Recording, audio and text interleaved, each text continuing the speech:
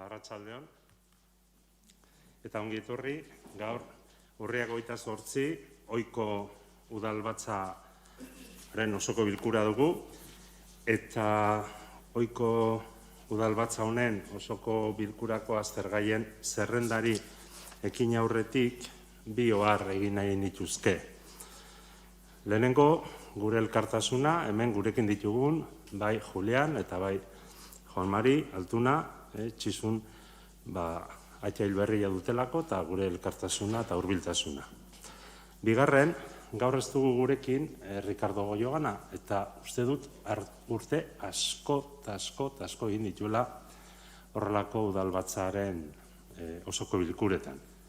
Bihar du azkeneko lan eguna. Gaur uste dut opor eguna hartu duela. Orduan, gure aldetik, gure esker ona, adierazi behar diogu, ondo esan baldin bazidan behintzat, edo ondo ulertu baldin banion ondo esan esango zian, 40 urte lanian aritu delako eta ari delako etxe honetan. Eta bereziki eskerrak eman edizio, ze udalbatza eta korporazio izan ditugun ekintza protokolari guztietan gure aurretik aritu zirenekin eta gurekin batera ibili izan delako. Beraz, gure esker ona Ricardo Goyoganari ere. Eta ondo irutzen bali mazaizue, eguneko aztergaiei ekingo diegu, eta lehenengo eguneko aztergaietan dugu aurreko bi bileraren aktak, bai otsailaren 25 eta apirilaren 15 bilkuretako akten irakurketa eta onarpena bidezkoa bada. Oharrik balin badago, eta oharrik ez bada, eta dos balin bagaude, hau batez onartuko ditugu bilak. Konforme? Beraz, onartutzat emango ditugu hau batez. Bigarren gaia dugu 2020ko kontrol finantziaroko txostenaren berri ematea. Finantza kontrolaren txostenaren berri ematea. Udal kontu hartzailetzatik egindako finantza kontrolaren txostenak 2020ko ekitaldian egindako kontrol jarduera jasotzen ditu, bai 2020 urteko fiskalizazioa eta 2019 urteko Arma Plaza eta Hondarribia Lantzenen auditoriak. Eta horiek denak laburbildu egiten ditu. Txosten horretan, agerian jartzen dire, batez ere kontratazioaren eta langileen arloetan, beraz pertsonalaren arloetan atzemandako akatsak. Esan beharra dugu, 2021 urtean espediente ugari izapidietu direla eta hor agertutako zenbait akats bideratu direla, bai kontratazio arloan, baita pertsonalaren arloan ere. Eta txosten hoien berri, edo txosten honen berri izan aurretik, udala, hildo horretan, bide horretan, hasia zen. Bai zerbitzu eta hornidura ugari lizitatuz, bai langileen arloko hainbat neurri hartuz. Esate baterako, langileen lanpostuen zerrenda aldatzea, arrazionalizazio plana, eta beste hainbat neurri. Berez, kontu hartzaileak du gaitasuna eta eskumena udalbatza honi txosten hoien berri emateko. Eta udalbatzak jakina txosten horren berri jasotzeko. Eta eginkizun bat finkatzen du. Toki erakundeko presidenteak 3 hilabeteko epean ekintza plan bat egin behar du. Ekintza plan bat, hobekuntza plan gisa ulertuta. Udala dagoeneko plan hori prestatzen hasi da.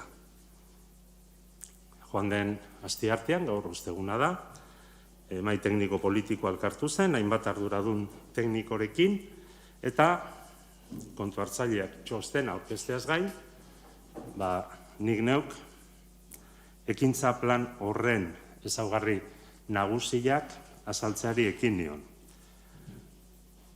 ekintza plan hori egiteko 3 hilabeteko epea ematen da. Eta plan hori egindakoan berri emango zaio udalbatzari berriro. Plan egiteko, aipatu dudan bezala, arlo guztietako arduradun teknikoek eta politikoek era koordinatuan lan egin behar dute. Eta plan horretan zehaztuko dire, hartu beharreko hobekuntza neurriak, neurri horiek ezartzearen arduraduna, eta 2022ko ekitaldian martxan jarri ahal izateko jarduera egutegia. Horrela, 2022ko ekitaldian, 2022ko ekitaldian, 2020ko ekitaldiari buruz egindako barne kontroleko txostenean atzemandako akatsak konpontzea aurre ikusten da. Eta beraz, aipatu dudan bezala, orain urrian gaude, urri bukaeran gaude, 3 hilabeteko epean, ekintza plan hori zehaztuko dugu, eta udalbatzara ekarriko dugu zehaztu eta gero. Ez dakit interbentziorik egin nahi den. Bai. Bai, eskerrik asko, arratsalde on guztioi.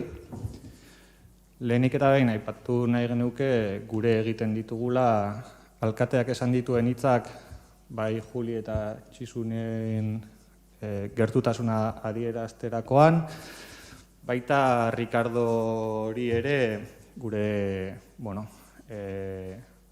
oroitza eta bere lana present izango dugula 40 urtez ez ditugu guk hemen ezagutu, baina berak bizitakoak aintzat hartzen ditugula eta gogoan izango ditugula noski.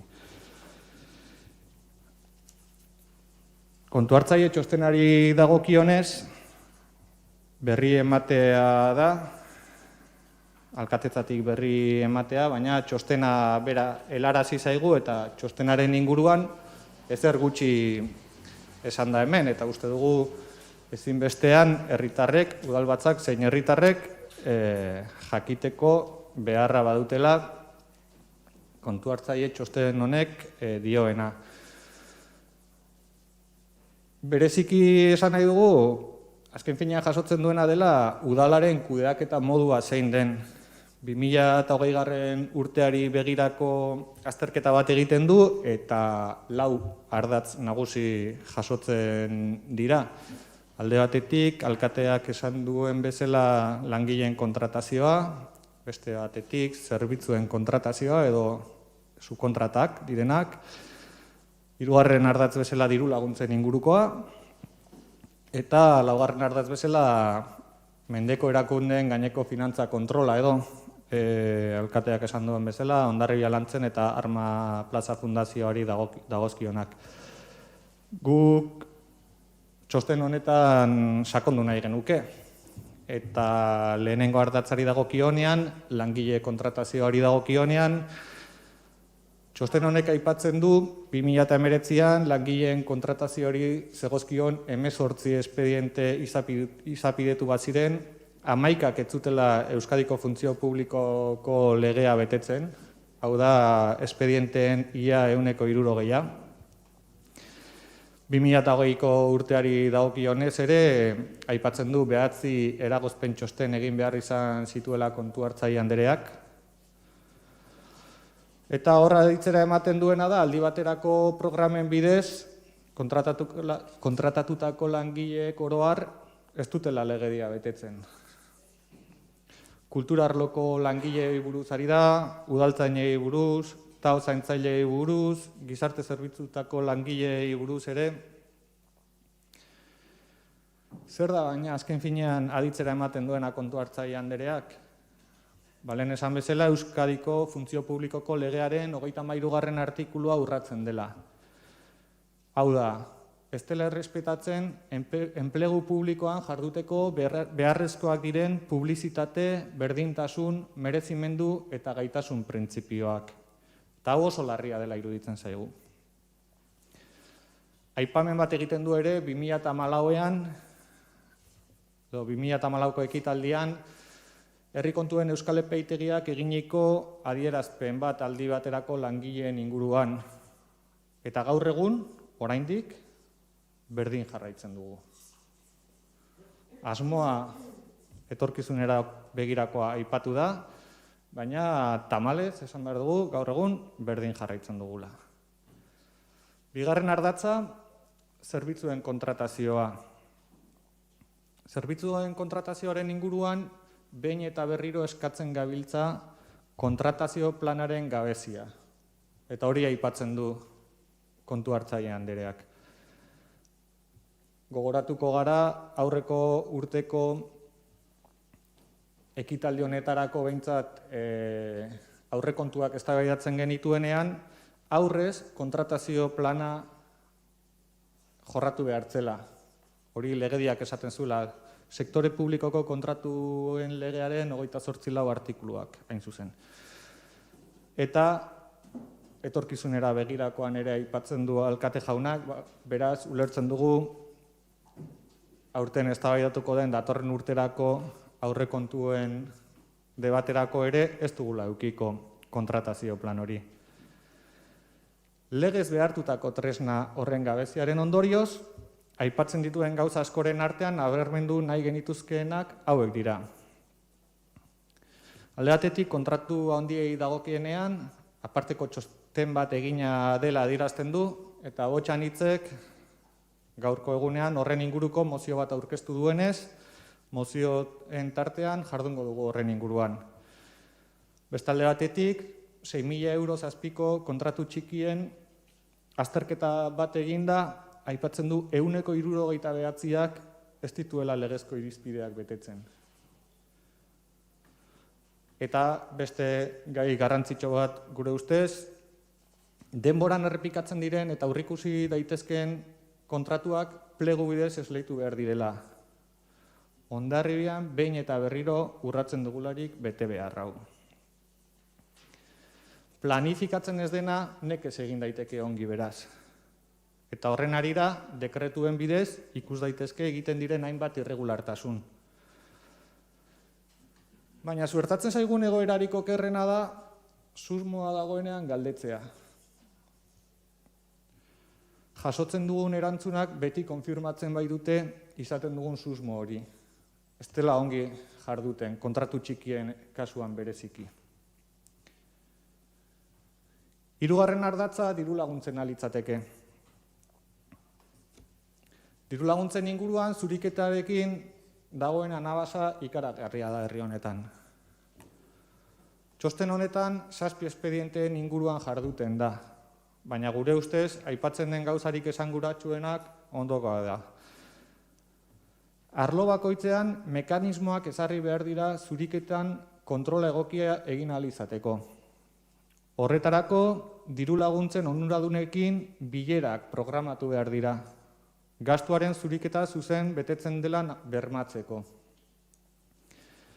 Gai honen inguruan esan beharra dugu, ordenantza aldatu zenetik, erakunde askok ordenantza berria ere ezagutzen ez zutela eta gaur egun oraindik ez dutela batzuk.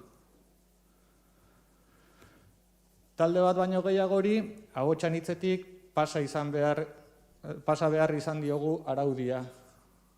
Bertan ezarritako prozedurak ezagutu eta barnera ditzaten. Uste dugu urrats hau udalak egin behar zuela, suertatu diren eta suertatzen diren arazoak gertatu aurretik. Laugarren ardatza, mendeko erakundeen gaineko finantza kontrolari dagokiona. Honek aparteko kapitulu bat merezi du. Udalaren mendeko erakundeak Hondarribia Lantzen Sozietatea eta Arma Plaza Fundazioa dira. 2008an aurreko ekitaldiari eginiko auditoretza txostenea jasotako aipatzen da. Eta adibidez Hondarribia Lantzeni dagokionez, esaten duena honakoa da. Sozietate honek langilerik ez duenez, administrazio eta kudeaketa zerbitzuak udal teknikarien bidez egiten dira. Honetarako hitzarmen baten beharra aipatzen da. zerbitzuak emateko eredu arautzeko eta kontabilitate ikuspegitik erakunde bakoitzaren errealitate kontablea definitzeko helburuarekin. Hau ez da betetzen, udal honetan naiz eta eskatua izan den Hondarribia Lantzenen ez dugu betetzen. Baina horrez aparte, aipatzen du ere, Hondartza kiroldegiko taberna kafetegia ustiatzeko kontratuari dagokionez, 2016ko uztailaren 13tik iraungita dagoela. Honez gain, gainera ez ditu dagozkion ordainketa burutzen, 2019ko uztailaz geroztik. Hondarribia Lantzenekin akumulatutako zorra 55.000 eurotik gorakoa delarik gaur egun. Bestalde, Hondartza kiroldegia eta hostaldi pilotalekua kudeatu, kirol jarduerak ustiatu eta horien mantentze integrala eta garbiketa egiteko kontratua 2020ko abenduaren 31tik dago iraungita. Txosten honetan aipatzen du dagozkion kanonak ez dituela ordaintzen. Eta gaur egun esan dezakegu 2019ko uztailaz geroztik ez dituela ordaintzen eta akumulatutako zorra 625.000 eurotik gorakoa dela.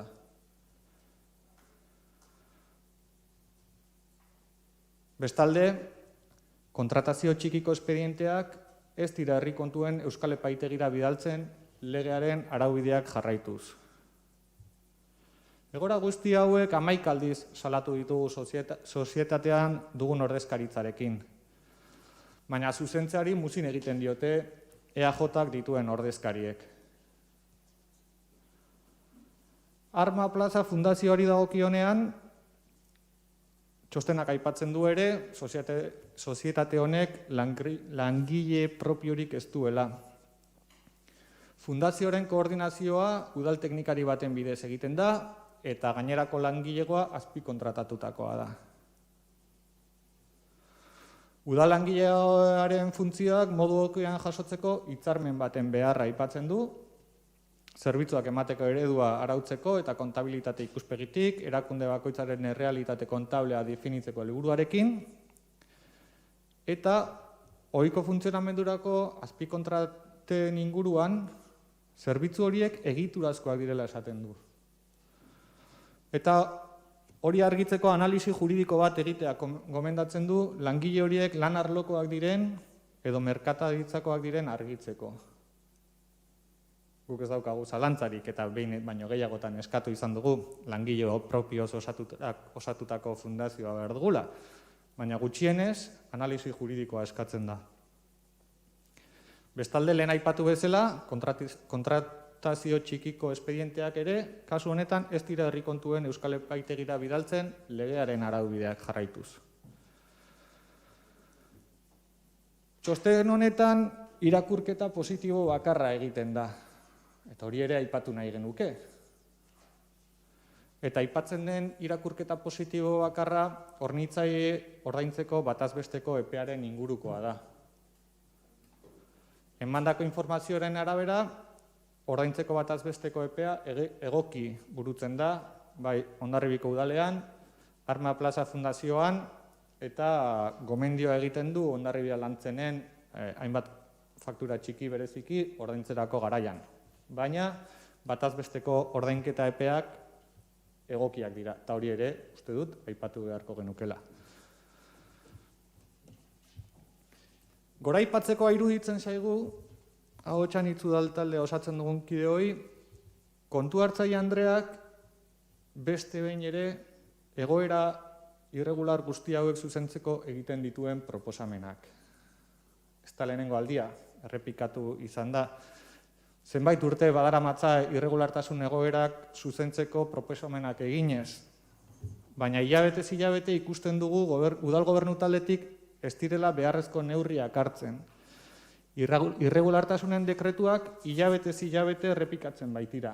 Gaur egun arte.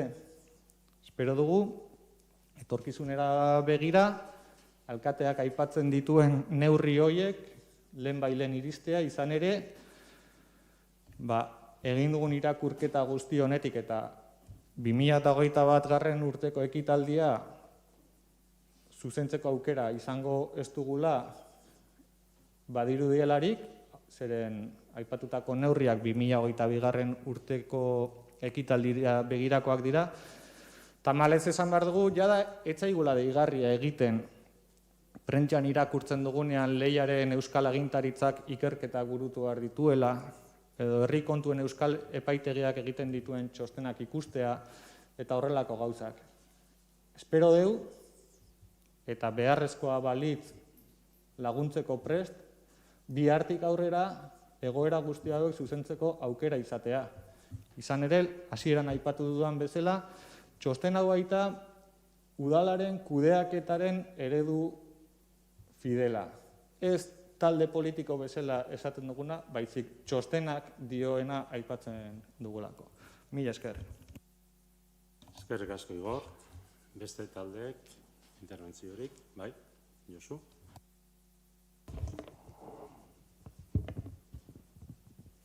Bueno, hasiera batean, gure gertutasuna Altuna familiakin, nik personalki ezagutzen nuen aita, eta askotan alerden egunean izan genduen gure konbertsazio, itxas inguruko konbertsazioak, eta, persona, golpe asko hartutako persona, eta oso laia, gure gertutasuna.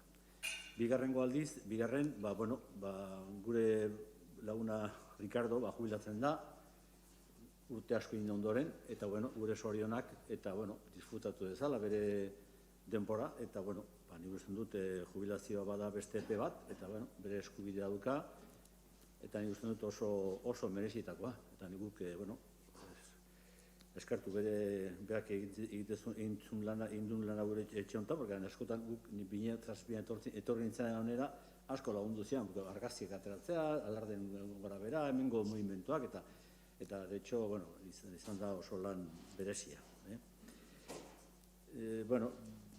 Dicho esto, yo creo que el tema vamos a analizar un poco el tema del informe. A ver, yo creo que sí es verdad que del informe anterior, del 2020, sí hay unas sustanciales mejoras que parece ser que de alguna forma se han realizado, ¿no? Incluso aparecen. Pero en cualquier caso, yo creo que todavía se adolece de lo que es el trabajo de contratación, de ciertas cuestiones que aparecen. Yo creo que la interventora hace nuevamente un trabajo exhaustivo sobre un poco la problemática que hay en el ayuntamiento, sobre todo en el tema de las contrataciones, fundamentalmente a todos los niveles. Y, menciona los expedientes del 2019, que, aparecen con 109 expedientes que han superado el importe de 6.000, que de alguna forma no fueron lo suficientemente claros, como un 69%, y luego también los temas de personal. Es verdad que, algunos informes que aparecen aquí ya se dieron conocimiento en julio del 2020 y ya tuvimos también debate en esta cuestión, pero lo que está claro es que volvemos, de alguna forma, en algunas cuestiones, volvemos un poco a la carga. Y en este informe que aparecen hay otra serie de elementos que son nuevos, que hay el informe 10, que es el 16-2020, otro informe del 44-2020, y todos, de alguna forma, abundan en que desde la intervención se advierte de la improcedencia en la utilización de la figura de funcionario interino por programas para cubrir necesidades estructurales de plantilla, en este caso. Y lo que sí, de alguna forma, plantea que los contratos que se han realizado se han hecho algunos por vía Lanbide y que no reúnen las condiciones de transparencia, etcétera, etcétera, etcétera. Es decir, yo creo que esto, es decir, el trabajo que en este momento existe en el Ayuntamiento sobre el tema de contratación, yo creo que es francamente mejorable. Y yo creo que estamos de acuerdo todos, incluso el equipo de gobierno, en el sentido de que las cosas, pueden estar como están, pero no. Es decir, hay cosas que, desde luego, no. Es decir, yo creo que la transparencia es importante. El ciudadano que, de alguna forma, cumple con sus impuestos, quiere que el Ayuntamiento también cumpla en todas estas materias. Y lo que, de alguna forma, nos demanda es que, que, de alguna forma, todas estas cuestiones que se están planteando no se desarrollen, en el sentido de que. Entonces, la figura, yo creo que, yendo un poco al asunto, lo que decía un poco lo que hizo la interventora, y lo entendemos, y es que de alguna forma tiene que haber un plan de contratación, o sea, un plan anual de contratación. A ver, yo me acuerdo no ahora, sino hace unos cuantos años, bastantes años, permanentemente pedíamos en este ayuntamiento que todas las contrataciones que se hicieran en el ayuntamiento hubiera una programación y que a nosotros se nos plantea el expediente. Que haya un plan de contratación, en el sentido de cuando una vez aprobamos el presupuesto, hay un plan de contratación. Y de alguna forma ese plan de contratación se plantee a principio de año cuál es el esquema de funcionamiento. Y eso reiteradamente hemos solicitado, pero no es un tema de ahora, sino incluso de hace años. Y me acuerdo que en alguna ocasión sí hubo unos planning que nos solían traer, solía pasar por departamentos, pero que últimamente pues no lo tenemos. Y luego, incluso también, más de una vez exigíamos o planteábamos que todas aquellas facturas de más de 6.000 euros, que de alguna forma fueran, incluso tal y como lo dice la ley, que de alguna forma nos lo facilitaran a lo que son a los grupos municipales. Esto no se ha estado dando. Y que hay una carencia importante de comunicación, de información, sobre todo el tema de contratación. Y esto yo creo que la ciudadanía lo agradecería. Para nosotros es fundamental. Sobre todo para la gente que de alguna forma estamos en el tema, es fundamental porque es una forma, primero, de conocer un poco cómo van las cosas. Cuando de alguna forma alguien nos pregunta, oye, ¿este contrato cómo está? Pues por lo menos lo podemos responder. Y bueno, también existe esta cuestión, yo creo que no es un tema de ahora, sino que lo estamos repitiendo. Por tanto, yo creo que, bueno, tú has anunciado, Txomin, el tema de que va a haber en un plazo de 3 meses que va a haber una planificación sobre esta cuestión, pero a veces anunciamos y luego pues se nos queda en el papel aguanta todo. Entonces, bueno, vamos a ver si de una forma determinada nos comprometemos que en un plazo de 3 meses podemos mejorar, y todo el tema de contratación y la transparencia en ese sentido estamos de acuerdo, pues me parece muy bien. Pero vuelvo a insistir, yo creo que esta cuestión es un tema elemental, importante, fundamental, porque hoy día en las agendas municipales, en las agendas urbanas municipales que se están haciendo en todos, casi es una forma de funcionamiento de los ayuntamientos, de lo que es la agenda municipal, aparecen unos capítulos que es el tema de la contratación, la transparencia y lo que es el funcionamiento. Y yo creo que en ese esquema de funcionamiento de un ayuntamiento que hoy, con lo que es la Agenda 2030, se están planteando las diferentes agendas, sí tenemos que introducir estos elementos, en lo cual toda esta parte de la contratación nos parece fundamental. Y yo simplemente deciros que, bueno, que es otro año más que nos encontramos con esta misma situación. El año pasado, en julio, me acuerdo que también tuvimos este tema en el Candelero. Volvemos a tener el año 21. Espero que el año 22 no lo tengamos. Espero que no lo tengamos. Y de alguna forma podamos despedir esta legislatura con los deberes hechos. Y eso es lo que de alguna forma deseo y lo que los ciudadanos yo creo que están esperando. Eskerrik asko. Eskerrik asko, Josu. Xabier.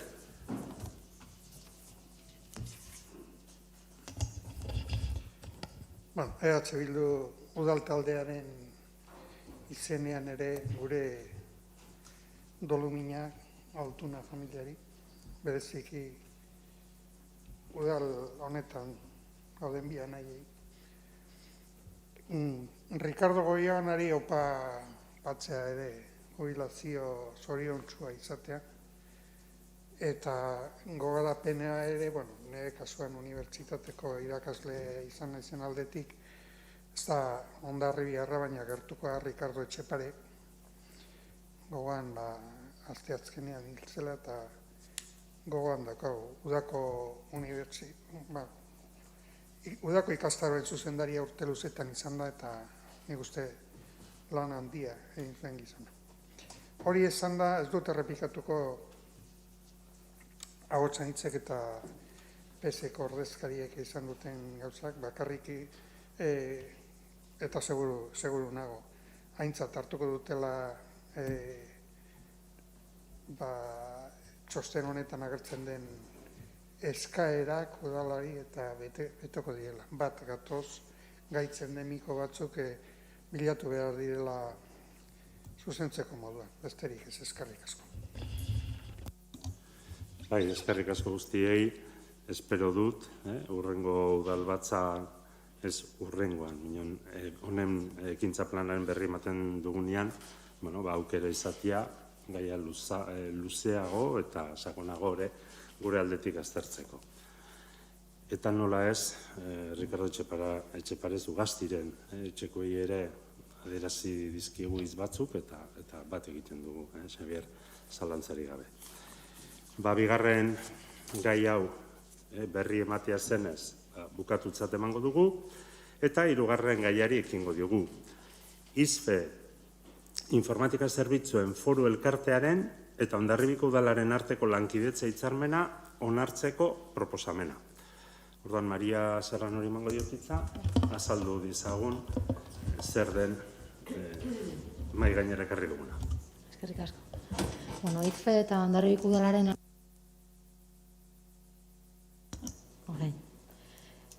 lankidetza hitzarmena onartzeko proposamena onartzea proposatzen diogu udalbatzari. Foru Aldundiak ISFEren bitartez lurralde historikoko udalei hainbat zerbitzu eskaintzen dizkigu. Azkeneko urteetan Hondarribiko udalak kudeaketa eta komunikaziorako hainbat zerbitzu erabiltzen ditu. Webgunea eta emaila, ogasun saileko programak, espedienten gestorea, sarrerak eta irteerak egiteko erregistro elektronikoa, biztanleen errolda. Zerbitzu horiek eskaintzeko hitzarmena 4 urtetarako sinatzea proposatzen da, eta aurtengo aurrekontua 100.000 euro ingurukoa izango da. Ikusita zerbitzu eta programa horiek beharrezkoak direla, udalaren funtzionamendurako eta herritarrei zerbitzu horiek eskaintzeko, udalbatzari proposatzen diogu hitzarmena onartzea. Eskerrik asko. Bai, hitza hartu nahi da, honi buruz, bai. Bai, arratsaldeon. Oso momentu egokian datorkigu gaur hemen proposatzen den lankidetza hitzarmen hau. Txomin Sagarzazu eta Eider Mendozaren artean sinatu beharreko lankidetza hitzarmena da, non informatika zerbitzuak zehazten diren. Hitzarmen honen bitartez, zerbitzu informatikoen ezarpena bermatuko du ISFEk udaleko antolamenduaren egiturako maila guztietan. Gainera, erakunde honetako langileei prestakuntza egokia eskaini beharko dielarik. Zehazten diren zerbitzuen artean ondoko hauek nabarmenduko genituzke. Biztanle udal errolda, sarrera eta irteera erregistroa, espedienteen kudeatzailea, kudeaketa ekonomikoko sistema integratua, audioaktak egitea eta argitaratzea, web atariaren kudeatzailea, gardentasunaren ataria, partaidetza ataria eta abar bat. Udalak zerbitzu horien trukean 102.000 euroko ekarpena egingo du 2021 urtean. Eta hurrengo urteetan kontu hartzaileak egindako txostenean adierazitakoa. Lehen aipatu dugu oso momentu egokian datorrela hitzarmen proposamen hau. Izan ere, ondoren mozioen tartean, informazio eskubideen urraketaz ariko bait gara. Hitzarmen honetan jasotzen baitira udalkideok informazioa eskuratzeko ditugun baliabideak. Aspaldi indarrean daudenak eta tresna hauek modu egokian erabiltzeko beharrezkoak dugun formakuntza. Beraz, hitzarmen honetatik datozen indargune guztiak erabiltzeko eskaria luzatuz, aldeko bozka emango diogu. Eskerrik asko. Beste norbaitek hitza hartu nahi du? Bai, Xabier?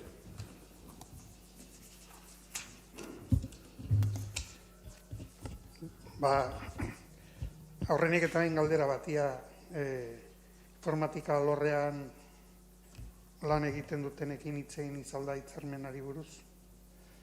Eta zehaztu egin da, guk hutsune pare bat ikusten dugu. Bata euskerari dagokionez.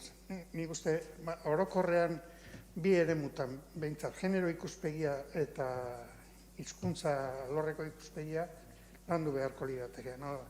Hitzarmen honetan bilatu beharko litzateke euskarazko software eta oroar informatika baliabideak sustatzeko eta zuk aipatu izan duzu moduan formakuntza aldetik prestatzeko, ze gabezia handiak izaten dira. Nik uste aldundiak eskaintzen dituen baliabide informatikoak oso interesgarria dira, baina nire iritziz, oso atzeratuta dago Hondarribiko udala digitalizazio garaian beharko litzateken egokitzeko plan osagarri bat. Horrek ez du zalantza jartzen guk aldeko botoa emango dugula, beharrezkoa ikusten dugulako, baina gabezi horiek konpondu, 3 gabezia aipatu ditut bat. Olako gauzak langileekin koordinatu beharko lirateke eta informazioa haiek dira ondoen ezagutzen dutena gure egoera zein den, eta aintzat hartu beharko lirateke haien ahotsa eta iritzia, bat, 2, hizkuntzari dagokiona, euskarari dagokiona, nik uste hitzarmen guztietan Hondarribiko udalak kontuan hartu izan beharko lukela, eta 3 genero ikuspegia. Genero ikuspegia nik uste txertatu, alorrez alor guztietan txertatu behar da ikuspegia. Bestetik guk eskaera egingo genuke, ez hitzarmenari dagokionez, baizik eta aplikazioa, eta da baliabide, hau da, hiritarrei eskaini behar zaien zerbitzuen karta, baliabide informatiko eta elektronikoen zerbitzuen karta. Eta hori eskatu, aintzat hartzea eskatuko genuke. Besterik ez, eskerrik asko. Eskerrik asko. Orduan, bozkatzeari ekingo diogu.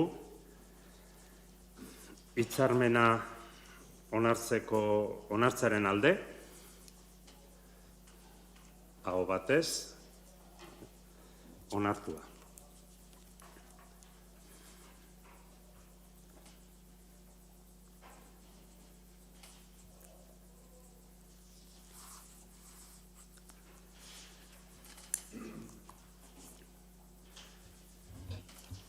Laugarren gaia, Txingudi bigarren hezkuntzako institutuko ikastetxeko obrak direla eta eraikuntza instalazio eta obren gaineko zergaren 185ko obaria aplikatzeko interes orokorreko obra aitortzeko proposamena.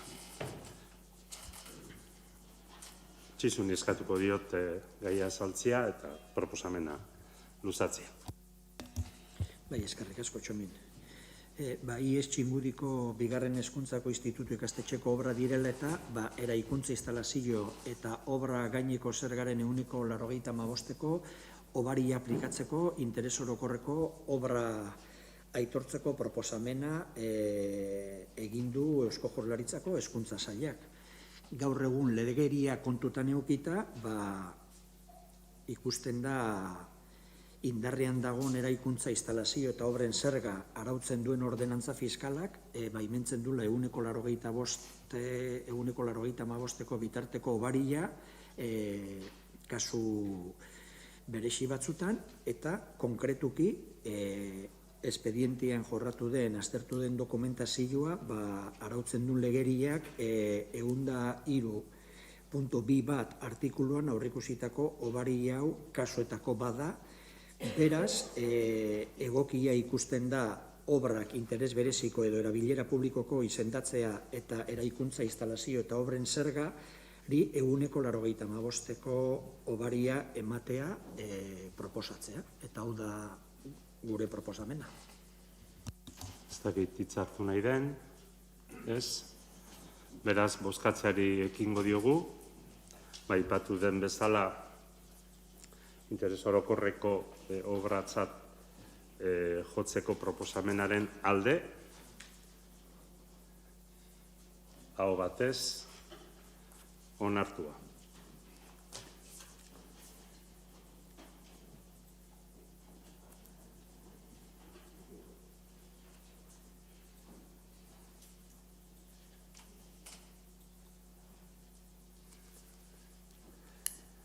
Bosgarren gaiari ekingo diogu, eta bila telleria etxetzat aipatzen zen edo aipatzen den eraikuntzaren xehetasun azterketa behin betikoz onartzeko proposamena egiten da.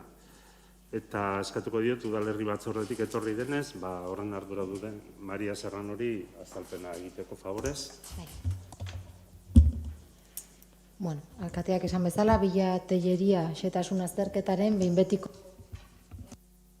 betiko onartzearen proposamena ekartzen dugu gaurkoan.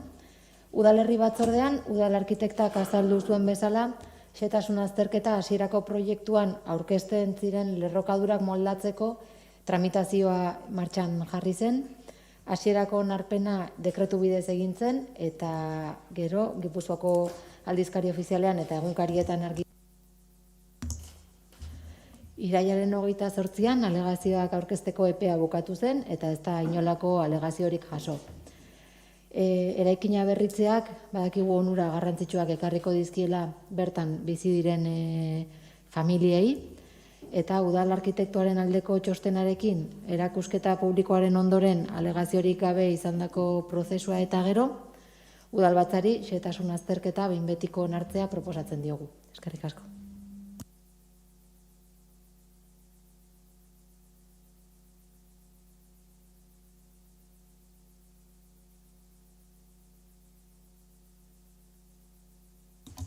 Uste dut, telefonoak gure egunerokotasunean oso presente izaten ditugula eta udalbatzaren hasierare telefono deiarekin hasi dugu eta telefonoak ez itzaltzeko agindu ematen dizuet, alegia ez itzali, saiatu mesedez, alik eta moduri diskretoenean kudeatzen. Badakit horrelako garrak egitea ez dela oso egokia, ze niri gertatuko zait urrengoa, eta orduan, oharrein eta gero, nire burua eskertuko genuke, denen aldetik alegin hori egitea. Badakit egiten dugula, gure eguneroko bizitzan parte hartzea handia dute. Azalpena eginda, ez dakit hitz hartu nahi den, gaiari buruz, taldeen aldetik, bai? Bai, hemen Antxoni taberna bezala ezagutzen dugun eraikinaren xehetasun azterketari buruz ari gera. Gai hau Hondarribiko udalean aspalditik dator. Urteak esango nuke. Eta hauetan hitz udaltaldeko kideo, bere garaian ez banago oker 2016 urtean edo 2017an izan daiteke, bizilagunekin hemen bertan izan genuen bileran adostasuna edo nolabait aditzera eman zuten proiektu honekin eta guk beraien adostasuna izanik ontzat ematen dugu aurkezten dena. Egia da, batzordean hitz egin genunean eta aipatu zen, txostenean zenbait zuzenketa egingo zirela eta ez dugu txostenaren zuzenketa jaso, eta beharrezkoa zela bizilagunen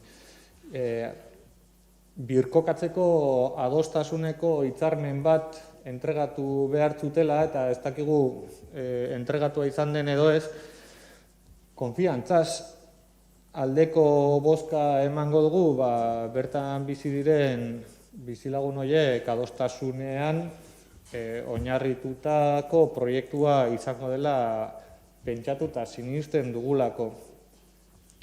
Horrela adierazi genuen batzordean eta gaur ere horrela adierazi nahi dugu, izan ere batzordeko dokumentaziotik gaurkora ez baitugu zuzenketa berririk edo jaso eta bai nahi genuke jakinaren gainean egotea gure adostasuna bereziki oinarrituta dagola Antxoni tabernaren eraikinean bizi diren bizilagunak bizi duten egoera traketsa bereziki hobetzeko asmoz egiten delako. Ondo, eskerrik asko. Besteen aldetik, Noemi. Sí, nosotros vamos a votar a favor Lo único que en la comisión también preguntamos a ver si había habido interés por parte del ayuntamiento de comprar local comercial debajo de este edificio de nueva construcción. Nos dijeron que sí, pero que por un problema del convenio de tiempos que al final no se había podido concretar, y sí que queríamos apuntar que en la medida de lo posible se haga lo posible por comprarlo después o por ir adquiriendo locales comerciales para diferentes usos del barrio o usos municipales. Eskerrik asko. Bozkatzeari ekingo digu, eta beraz, xehetasun azterketa behin betiko onartzeko proposamenaren alde. Aho batez, onartua.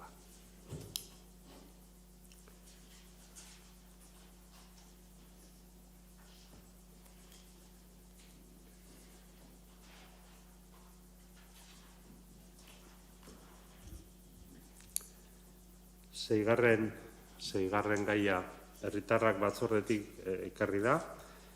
Udala migraziorako euskal itun sozialari atxikitzeko proposamena. Eta Gotzone Larrateri eskatuko diot, azaltzia zer den itun sozial hori eta zer proposatzen den horrekiko udalaren aldetik. Eskerrik asko, Txomin, arratsalde on guztioi. Migrazioa ez da egoeraren araberako fenomenoa, baizik eta munduan, Europan eta Euskadin gertatzen den egiturazko egoera bat. Erantzun egokia eskaintzea obligazioa da barne zuzenbidean eta Europa zuzenbidean, eta nazioarteko zuzenbide humanitarian zein giza eskubideen zuzenbidean. Dimentsioa araue maila dauka, etorkinek, asilo eskatzaileek, bideireko gabeko adingabe eta gaztea herritarrak, iragaitzasko migratzaileek edo zaurgarritasun egoeran daudenek, eskubideak eta betebeharrak dituzte, eta eskubide eta betebeharra horiek bermatu egin behar dira. Etika demokratikoko dimentsioa ere badu, izan ere definitu egiten du gizarteak elkartasunerako eta zibilizazioarako daukan gaitasuna. Babesgabetasun egoeran dauden pertsonekiko erreakzio individual eta kolektiboak jartzen dira jokoan, edo bakoitzak alduena egiten du edo ondare komuna partekatzeko aukera sustatzen da. Etika unibertsalaren funtsezko premiazko bat da bestei ez egitea bestek geuri egiterik nahi ez duguna. Migrazioari dagokionez, jaso beharko genukeena eskaintzea da printzipio etiko nagusia, baldin eta gu ere antzeko gera batean suertatuko bagina. Dimentsio arauen mailaz eta etikoez gain, migrazioen erronkari eman beharreko erantzunak aurrera bidearen alderdia ere jasotzen du. Herrialdetik aberatsenak migrazio fluxuak eta kultura aniztasuna modu egokian integratzen. Jakin izan dutenak dira. Horrek lasaitasun demografikoa erlatiboa ematen du. Hala ere, migratzaileak mehatxu gisa aurkezten dituzten diskurtso indartsuak modu osoan ari dira ugaritzen. Faltsutasunez, arrazismoz eta populismoz samatutako aurriritziez errendimendu aldertikoi lortu nahi dute beldurraren bitartez. Jaso nahi genuena eskaintzea da tekstuaren izena. El texto se titula Ofrecer lo que desearíamos recibir y contiene una propuesta de 10 compromisos específicos ligados a la inmigración regularizada y la no regularizada, la corresponsabilidad entre diferentes actores, los MENAs, IGENAS o la cultura de convivencia, entre otros. El Pacto Social para la Migración es un documento que ha promovido el Gobierno vasco para responder al actual reto migratorio desde un punto de vista de pluralismo, solidaridad y necesidad. A través de esta iniciativa se pretende consolidar en Euskadi un discurso compartido y una imagen de unidad para responder positivamente a los retos migratorios. El documento tiene además una vertiente de progreso. La sociedad vasca necesita la inmigración para responder a las necesidades laborales y demográficas. El Pacto Social Vasco para la Migración toma el pluralismo, la solidaridad y la necesidad como puntos de partida para comprometerse en la atención preventiva y humanitaria de las personas migrantes, principalmente de aquellas que están en situación de mayor vulnerabilidad, como mujeres solas o menores a su cargo y víctimas de violaciones de derechos humanos. El pacto está traducido en 6 idiomas y está disponible en la página web del Gobierno vasco.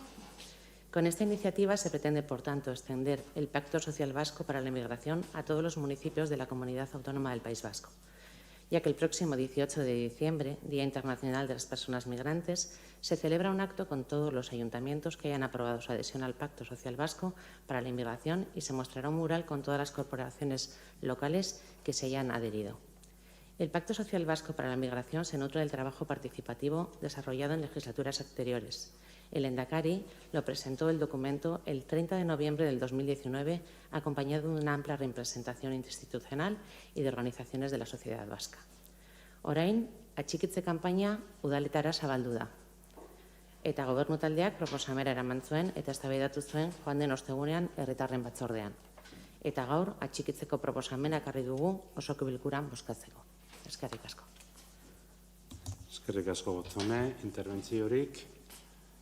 Bai, ez Eskerrik asko, arratsaldeon guztioi. Migrazioa ez da gauza berria. Euskaldunok ere migratzaileak izan gara. Atera izan gara, bai karrera profesional bat egiteko, baina gehienetan atera izan gara gure bizitza salbatzeko aukera bakarra izan delako. Gaur egun migratzen dutenek ere, arrazoi berberengatik migratzen dute. Ez dira abentura baten bila ateratzen. Baizik eta bizitza duin baten bila ateratzen dira. Eta guk badugu gure ekarpena edo gure ardura guzti honetan. Egia da, ziurtasun eza gaientzen den egoeretan, eta orain bizi dugun egoera halakoa da, pandemia, aldaketa klimatikoak, lan merkatuaren ez egonkortasuna, ustelkeria politikoa, eta beste hainbat egoerek, ziurtasun eza eragiten dute, eta horrelako egoeretan gorrotoan oinarritutako diskurtsoak, eskuin muturreko diskurtsoak eta xenofobiaren diskurtsoak indarra hartzen dute. Xabier Legarreta migrazio eta asiloko zuzendariak adierazi duenez, itun sozial hau demagogia populistari aurre egiteko ekimena da. Xede horrekin ados gaude, eta hala adierazi genuen batzordean. Batzordea hartan ere galdetu genuen ea atxikitzen baginen hartuko genituen ardura horiei nola erantzun genien, zein baliabide eskainiko genituen, eta jaso genuen erantzunak ez gintuen asetu. Diktaminean jasotzen da, baliabidei buruz, Irunen badagoela errekurtso bat dio, bertan pertsonak hartatzen dituztela, lanerako mahai bateko parte garela eta lanketa bat egiten ari dela erantzun zitzaigun. Itun honi atxikitzeak baina konpromiso batzuk dakartza. Batzuk aipatuko ditut. Bigarrenak esaten du, itunarekiko atxikimenduak ageriko izenpetzea suposatzen du, bere funtsezko edukia eta adierazpen simbolikoak onartzea, bere garapenean eta gizarteratzean ahal den neurrian parte hartzea eta batez ere, oinarrian dituen printzipio eta balioak egiazko bilakatzeko egiturak, arauak eta protokoloak antolatzea. Laugarren puntuan dio, itunarekiko atxikimenduak entitate publiko eta pribatuek eta baita gizarte erakundeek euskal gizartean handituz doan aniztasuna aukera gisa kudeatzeko akordio sozial eta instituzionalak lortzea suposatzen duela. Eta azkeneko puntuan, 8. esaten du, itunarekiko atxikimenduak ebaluazio mekanismoen ezarpena onartzea suposatzen duela. Itun honen helburua beraz, udalen parte hartzean sakontzean datza, gehiago inplikatzea eta baliabide gehiago ezartzea. Beraz, Hondarribiko udalak bere baliabide propioak jarri beharko lituzke, eta ez pentsa Irungo udalak egiten duen lanagatik gu exento gaudela. Agian, baieztapen honen atzean dagoen ideia da pentsatzea Hondarribian ez dagoela migranterik, badaude. Baditugu bertan bizi direnak eta baditugu transitokoak ere, Bidasoa ibaia Hondarribia ere baita. Eta gainera, geroz eta ohikoagoa da haiek, hau da, migranteak mehatxu bezala ikustea. Honera iritsi direnerako 1000 pasa dute. Txoke kulturala brutala jasaten dute. Gure eguneroko ohiturak ez dituzte ulertzen. Hizkuntza ez dute ulertzen. Erakundere batek jasotzen dituenean, hizkuntza administratibo hori guri arrotza egiten baldin bazaigu haiei pentsa. Eta gainera, askotan ez ditugu ondo tratatzen arrazoi horiengatik. ez didate ulertzen, arraro jantzita dator, eta ez dakiz horutan errezatzen duten. Testu inguru honetan, migrantearen aberria bakardadea da, isolatuta daude. Indarra handia behar da, oztopo guzti hauek gainditu, eta gainera sozializatzeko esfortzua egiteko. Eta guk, gure erakundetatik eta gure lekutik ez ditugu ikusten. Ez dugu betaurreko egoki ez begiratzen. Eta ez ikuste horrek eragiten duena da, are eta egoera zaurgarriagoan aurkitzea pertsona hauek mafien esku eta beraien egoera kaskarratik etekina ateratzen dutenen esku. Itunaren alde egingo dugu.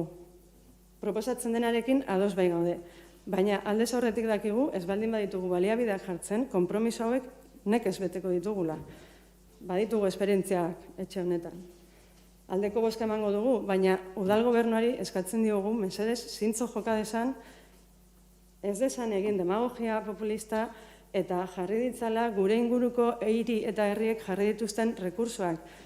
Azpeitin, Irunen, Errenderin jarri dituztenak.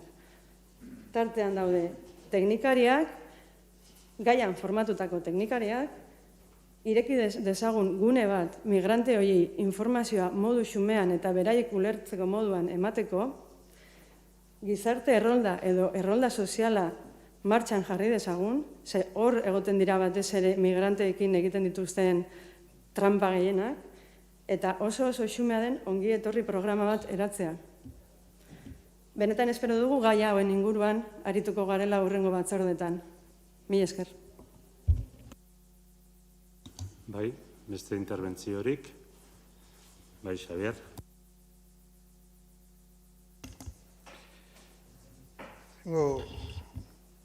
Lotsaturik gaude. Maiatzan aurkeztu genuen bozeramaileen bileretan, lehenbiziko gaztea, garai honetan lehenbiziko gaztea hiltzenean ituta bidazoan, idazki bat planteatzeko Hondarribia konpromiso sendo bat hartu behar zuela. Bereziki gauza zehatz bat eskatzen genuen Irungo harrera sarearekin harremanetan jartzea eta implikatzea. Lotsatuta gaude, deserrian bizi garela sentitzen dugulako. Donibane Loitzunen, hau da, aurreneko hildako haren ondoren beste lau izan ditugu. Beste gazte bat hil zen ituta berriz ere bidazoan, eta beste 3 eta 2 zauritu gertatu ziren, baina beste 3 hil ziren Donibane Loitzunen, hemetik kilometro gutxietara. Ematen du bidazoa Mediterraneo txiki bat dela. Salatu genuen bere garaian eta guk aproetza aldeko bozka emango diogu itun honi. Iruditzen zaigu berandu datorrela, hala ere, horrelako planteamentua babestu behar ditugula, baina ez dugu inondik inora ere zuritu nahi Euskal Herriko erakundeak, kasu honetan da iparralde, hegoalde, Nafarrokoa eta autonomia erkidegoa, diputazioak, udalak, honetan sartzen den zurikeria. Euskal Herria igaro bidea da. Historia guztian beti izan da igaro bidea, eta izango da. Ipar eta hegoen artean eta mendebalde eta ekialdeen artean. Horrelako izan da eta nik uste izango dela. Guk eskaintzeko asko daukagu eta hartzeko jakin izan dugu hartzen. Orduan, berriz ere gogoraraztea itun soziala sinatzerakoan, baina berriz ere eskaera egiten diogu tokiko gobernuari serio hartzeko Irungo aurrera zareakin harremanetan jartzea protokolo bat, ez ditxuk aipatu izan du, protokolo bat edo antzeko bizita sozial harrera programa antzeko bat egin behar dela, premiazkoa da, eta gainera nik uste gehienok, guztiok esango nuke, bat gatozela holako planteamenduekin. Gauza askorik ez dugu izan behar. Bakarrik jakin behar dugula igarotzen ari direla. Igarotzeko lagunak dira, hemetik pasatzen direnak eta gauza asko daukagula laguntzeko bere proiektuan. Ez da gure ganatu, guk ez dugu gure ganatu behar. Aurrekoak etorri zirenean gu bertaratu ginen aterpea eta horietako batekin hitz egin genuen. Nahi duten gauza bakarra da laguntzea beren bidaia proiektuan. Askotan da famili oso interesgarria ikuspegi horretatik irakurtzea ametsa arzaioz idatzitako liburua horri buruz. Baina, Hondarribiari dagokionez, guk berriz ere eskatzen dugu, aintzat hartzea, Hondarribiak bidazoan gertatzen diren osoetan, baduela parte hartzerik eta arduratu horrekin. Eskerrik asko. Nik hitza hartu behar dut, iduritzen zaidalako behar bada, ez ditu, batzorde bileran nitzen izan, ez dakit nola azaldu zen. Erakunde arteko mahai batian parte hartzen denean, ez da bakarrik argazki baterako joaten. Eta demagogia populistarako gaia dela esaten dugunean, uste dut denok sinisten dugula. Gertaera guk eskatzen gaituen, denok eskatzen gaituen gertaera baten aurrian, jokatu eta ekin egin behar dugula. Udalbatza honek erabaki zuen, bere garaian, bat egitea hainbat erakunderekin. Eta horren ondorio izan zen, migrazio zuzendaritzari eskatzia, eta migrazio zuzendaritzak ontzat eman zuen, erakunde arteko mailan parte hartzea. Eta erakunde arteko maila horretan parte hartzea, berriz esango dut, ez da haiek guri esan diezaguten nolari diren lanian. Gure hitza ere hartzen dugu. Informazioa jasotzen da udaletxean. Informazioa partekatzen da. Momentu jakin batean eskaini genuen Jostaldi pilotalekua. Jostaldi pilotalekua eskaini zen kontingentzia plan baten barrenen antolatuta. Eta eskaintza hori ere etzen izan argazkirako. Baizik eta momentu jakin batean gertatzen ari ziren beharrei erantzuten laguntzeko egintzen eskaintza hori, eta integratu da kontingentzia plan horretan. Eta kopuruek, badakit, kopuru ofizialek, badakit errealitatea anitzagoa dela, errealitatea aurretik dijoala gai honetan, eta alde horretatik egiten den, bai herri erakunden aldetik, bai gizarte eragileen aldetik, egiten den lan horrek osagarri izan behar duela garbi dugu. Baina, uste dut, esan dezakegula, parte hartze hori badagola eta era koordinatu horretan egin behar dugula. Eta hala eta guztiz ere, badakigu gaur, bihar, etzi, hainbat pertsona rekin egingo dugula topo kalian, hainbat pertsonari eskaini zaizkien laguntzak orain arte behintzat beuden igaro bide horretarako. Uste dut ikasketa bat egin dugula. Irungarrera sarearekin izan genuen harremana komentun eskatu zutenean gela bat edo beste erabiltzea, eta ikusi genuen eta ikasi genuen haiek etorritako hainbat pertsonak gu ikusten dituztela, Xabierak esan duen bezala, igaro bide modura. Eta horretara gokitu ginen. Eta Juan Sebastián Elkano gazte aterpea foru aldundiak bestelako perfila zuten pertsonen arretarako finkatu zuenean ere, Hondarribiko udala han izan zen. Horrekin ez dut zuritu nahi. Ez dut zurikerian erori nahi. Nien esan nahi dut, baliabide gehiago jarri beharko direla. Bale. Koordinazioa hobetu beharko dela. Bale. Baina uste dut denok garrantzia eman behar diogunan adostasun honi. Esaten dut, adostasuna ez da ahots bakarra. Eta beraz, badakigu, eta entzuten dugu, eta jasotzen dugu. Uste dut, bestela, pixka bat, sinplekerian eroriko ginatekela. Eta beti, esaten dut, ekarpenak jasotzeko prest, eta lanketa bateratu hori egiteko prest. Eta hala eta guztiz ere, denok gera jakitun, gertakari sozial honen atzetik gabiltzala. Hori gu behintzat horrela ikusten dugu. Ez dugu inolako asmorik bestelakorik esateko. Eta gustatuko litzaidake behintzat argi gelditzea, ze bestela tentazioa izan daiteke ez dakit zertarako.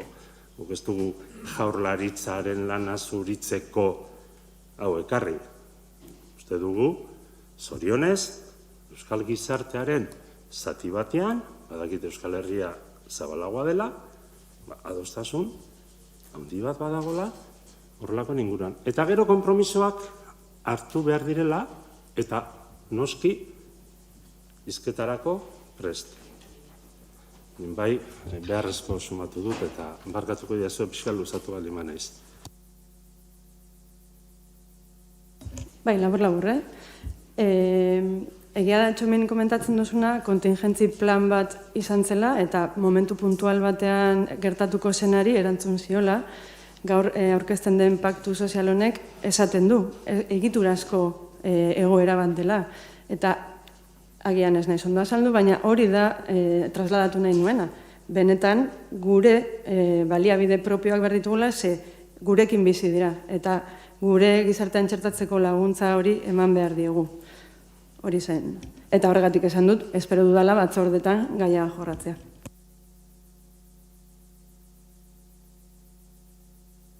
Beste hitz hartzerik ez bada, ordan bozkatzeari ekingo diogu. Eta beraz, itun sozialari, migrazioari, zehatzago irakurtzeko, Udala migraziorako euskal itun sozialari atxikitzeko proposamenaren alde. Aho batez, onartua. Eskerrik asko.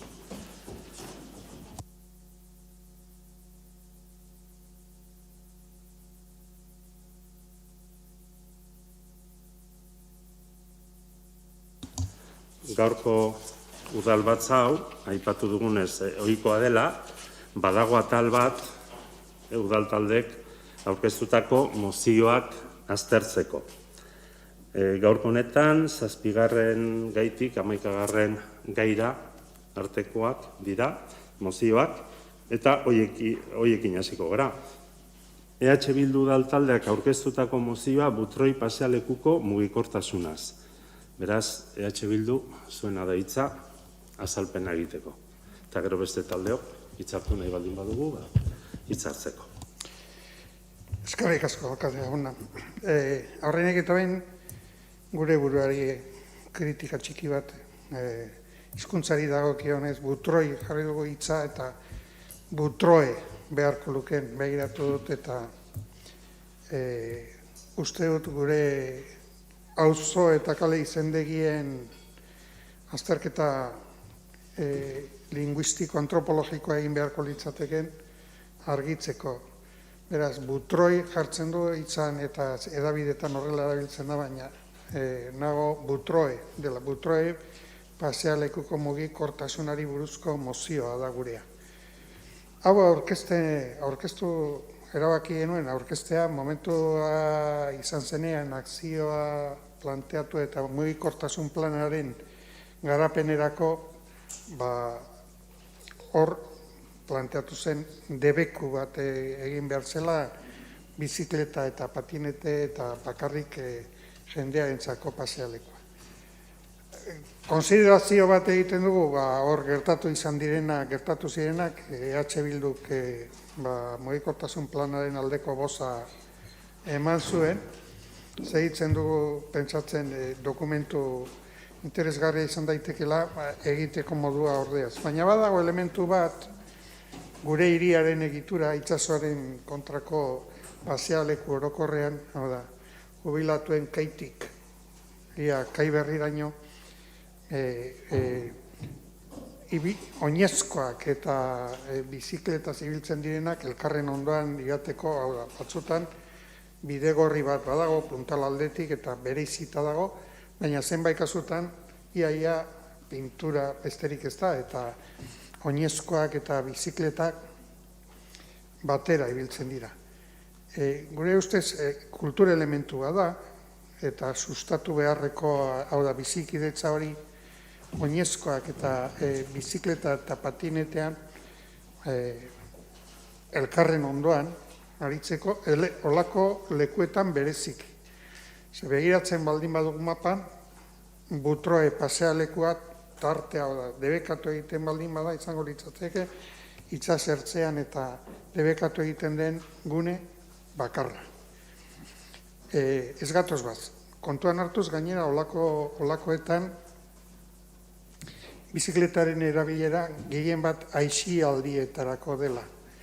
Alegia, ez dela garraioetarako. Eta aisialdietarako baldin bada, askotan familiak izaten dira, helduak umeekin, eta uste dugu, ez dute berriz ere esango ezik eta izan daiteke, baina kultur elementua dela.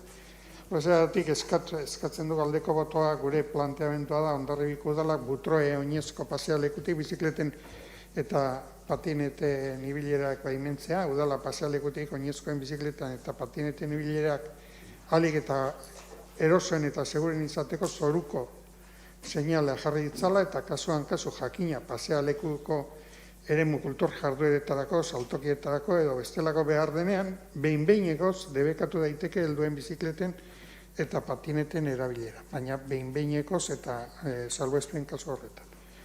Horregatik pentsatzen dugu, gerora deitu izan da berriz ere mugikortasun planaren gaineko maila biltzeko, ez dut uste eragozpen handirik denik, azalpenak eman ditudan neurrien. Azalduta geratu izan dela, eskerrik asko. Eskerrik asko, Xavier. Orduan orain beste taldeek, ez dakit, Kalixa. Eskerrik asko, arratsalde on guztioi. Lehenik eta behin, Euskal Herria Bilduren ekarpena eskertu nahi dugu, Butroi pasealekuko mugikortasunari buruzkoa. Jarraian 4 puntu aipatuko ditut mozioaren inguruan.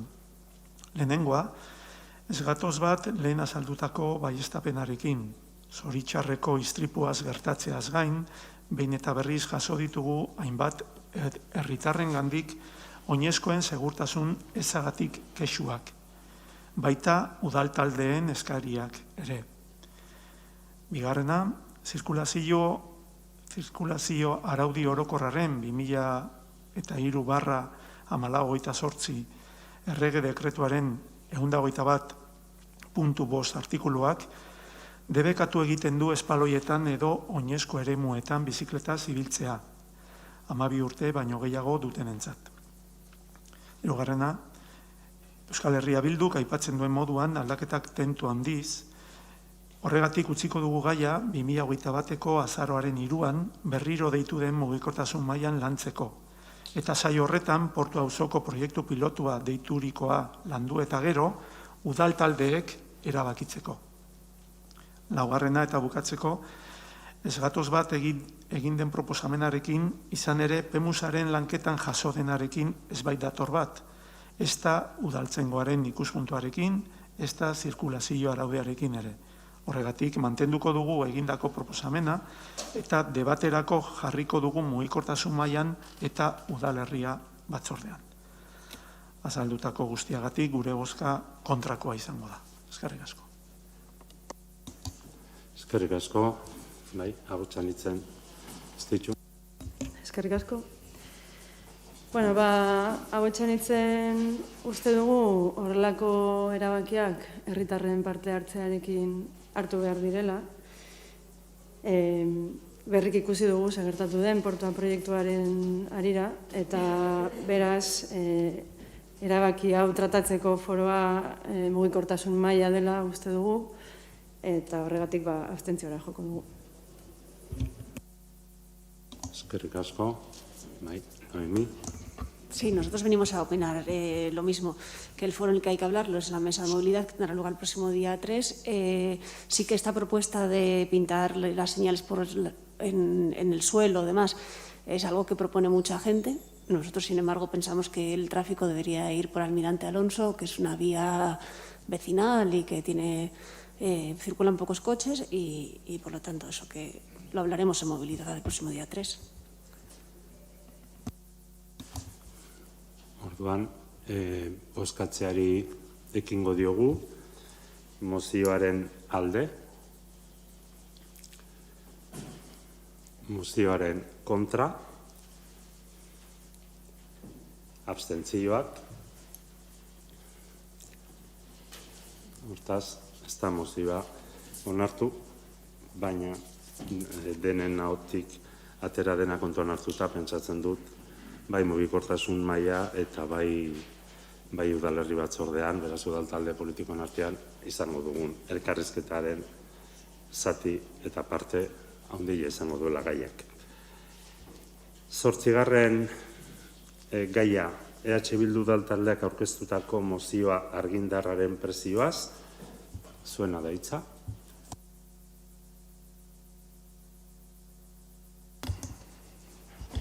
Eskerrik asko, alkate jauna. Asko nik uste ez dela saldu behar honen inguruan ze planteamentua egiten dugun eta ze kezka dagoen herritarren artean argindarraren prezio dela eta maksimo historikoetan gaude. Hori dela eta EH Bilduk erabaki du udaletara eramatea holako mozioa. Funtsean azalpenak eta nik ez dut uste esplikatu behar denik argindarra eta elektrikoa eta zioan azaltzen duguna zuzenean, irakorriko dizuet ebazpen proposamena ze planteatzen dugun, 2 puntu, parkatu. 3 puntu eta 2 puntu badira, baina irakorriko dizuet. Hondarribiko udaleko osoko bilkurak Espainiar estatuko enpresa elektrikoak argindarraren prezioarekin egiten ari diren iruzur larria salatzen du. 2. Hondarribiko udaleko osoko bilkurak estatuko eta Europako erakundei eskatzen die behar beste neurri har ditzaten elektrizitate ekoizleek bidezko ordainsaria soilik jasotzen dutela bermatzeko. 2019/44 Europar zuzentarauak adierazten duen aburutuz, konsumitzaileak energia, prezio eta kostu eskuragarriak eta gardena bermatzeko. 3. Hondarribiko udaleko osoko bilkurak Jaurlaritzari eskatzen dio. 1. Autokonsumoa eta komunitate energetikoa sustatzeko diru partida gutxienez bikoiztu ditzala 2022ko urteari begira. 2.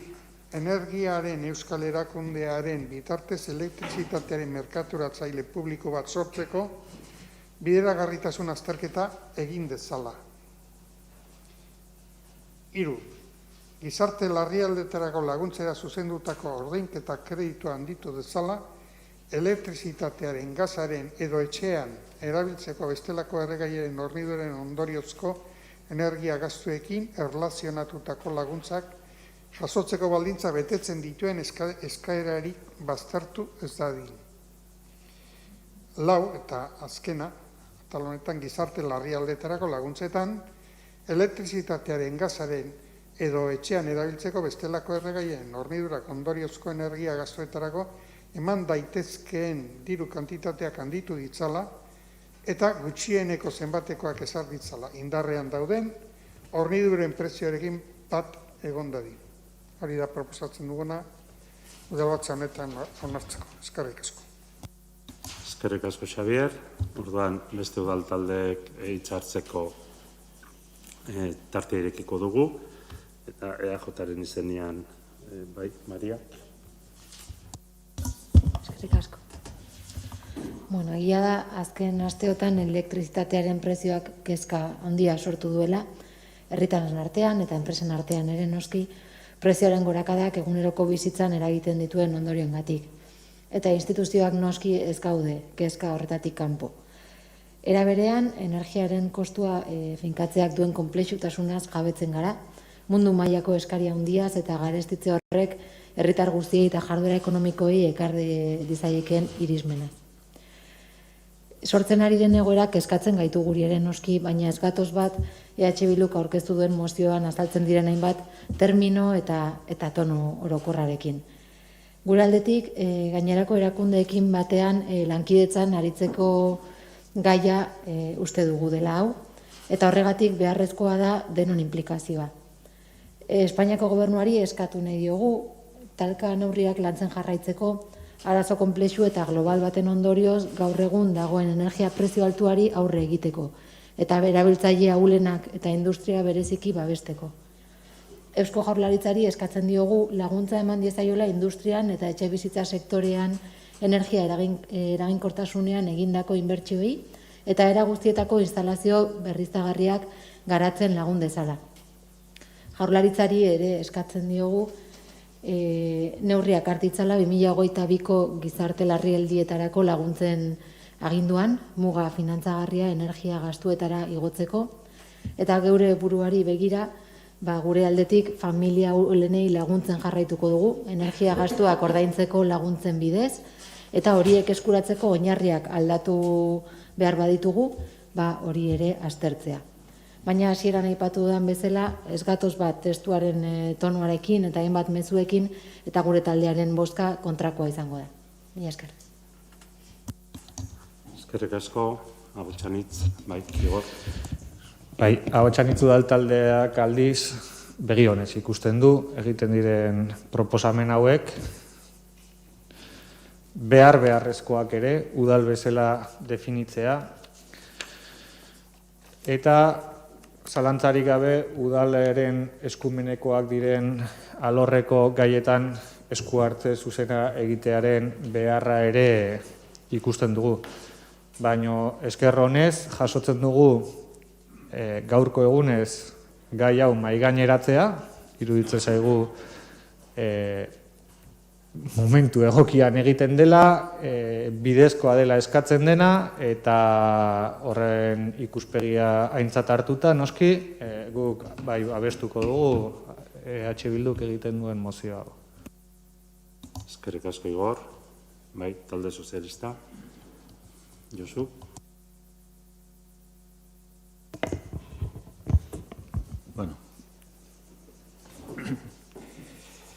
Gure aldetikan, eskartzen da, EH Bildu egin du lana, bere proposamenekin eta bere irudiakin.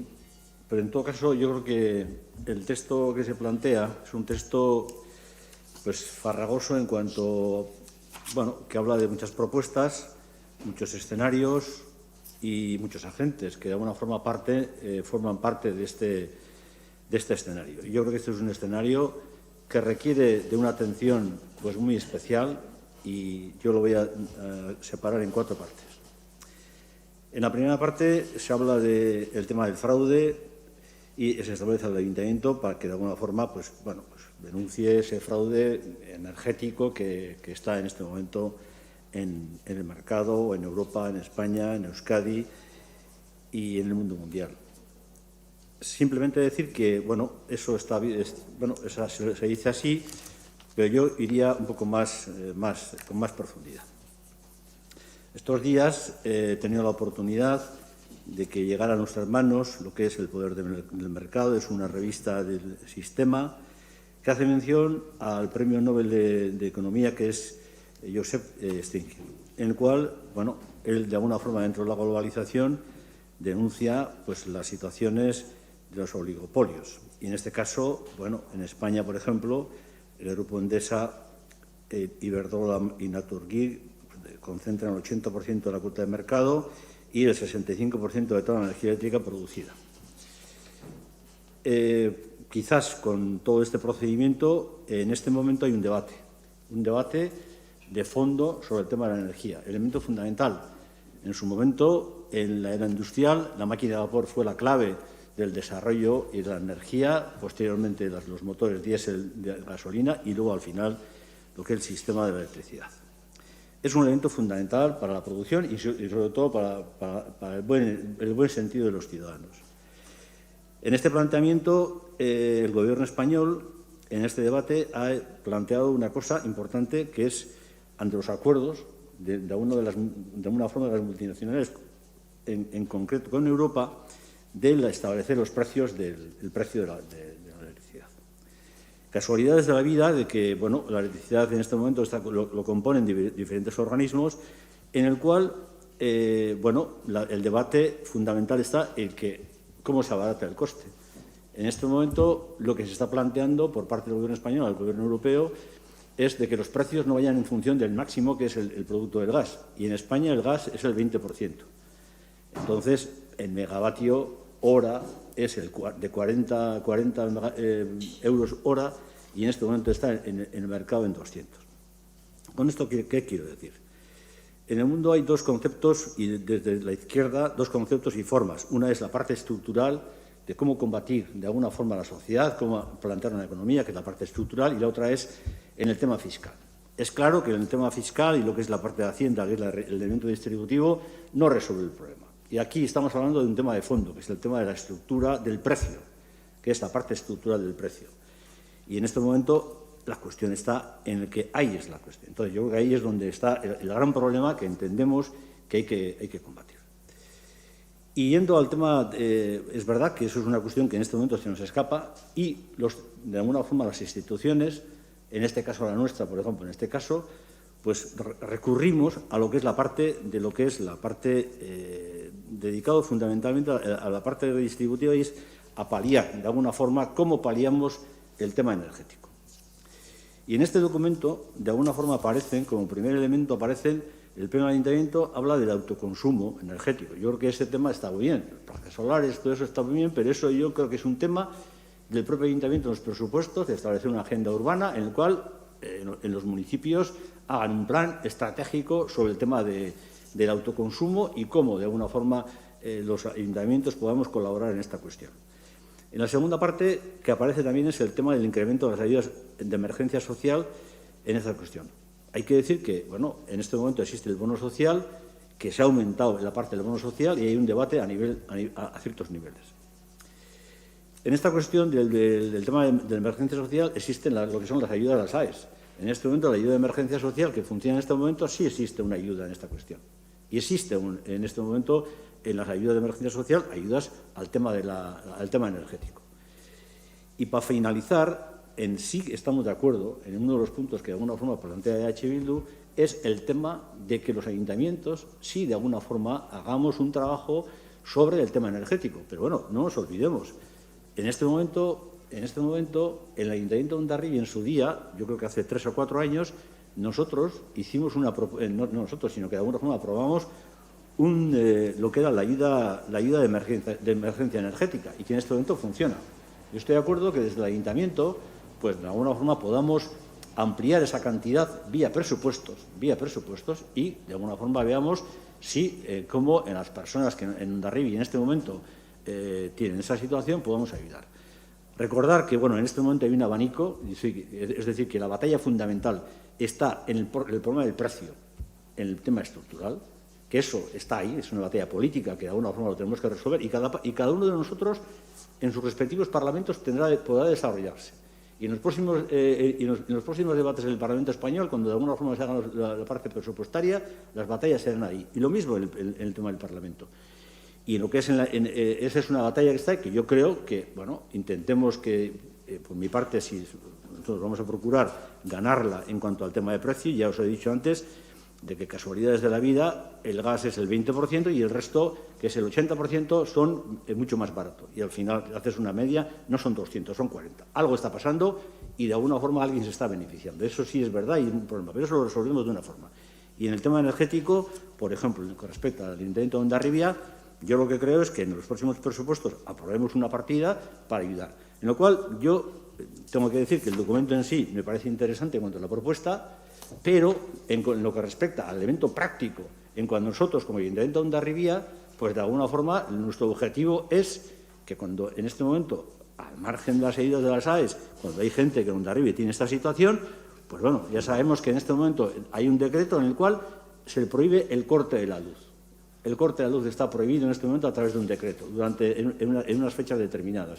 Bueno, yo me imagino que eso se ampliará y nosotros la obligación que tenemos es, cuando viene la gente, ampliemos, hagamos un presupuesto y colaboremos. Y de alguna forma el presupuesto lo tenemos dentro de 7 días. Vayamos ahí, hagamos. Por todo ello, yo agradezco el trabajo de H. Bildu, pero nosotros ante esta situación nos vamos a abstener. Punto. Eskerrik asko, Josu. Besterik ez bada, mozioa bozkatzeari ekingo diogu. Eta beraz, H. Bilduk aurkeztutako mozioaren alde.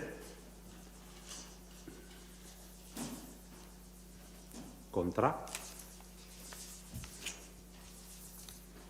Abstentzioak. Beraz, ez da gehiengoz onartu.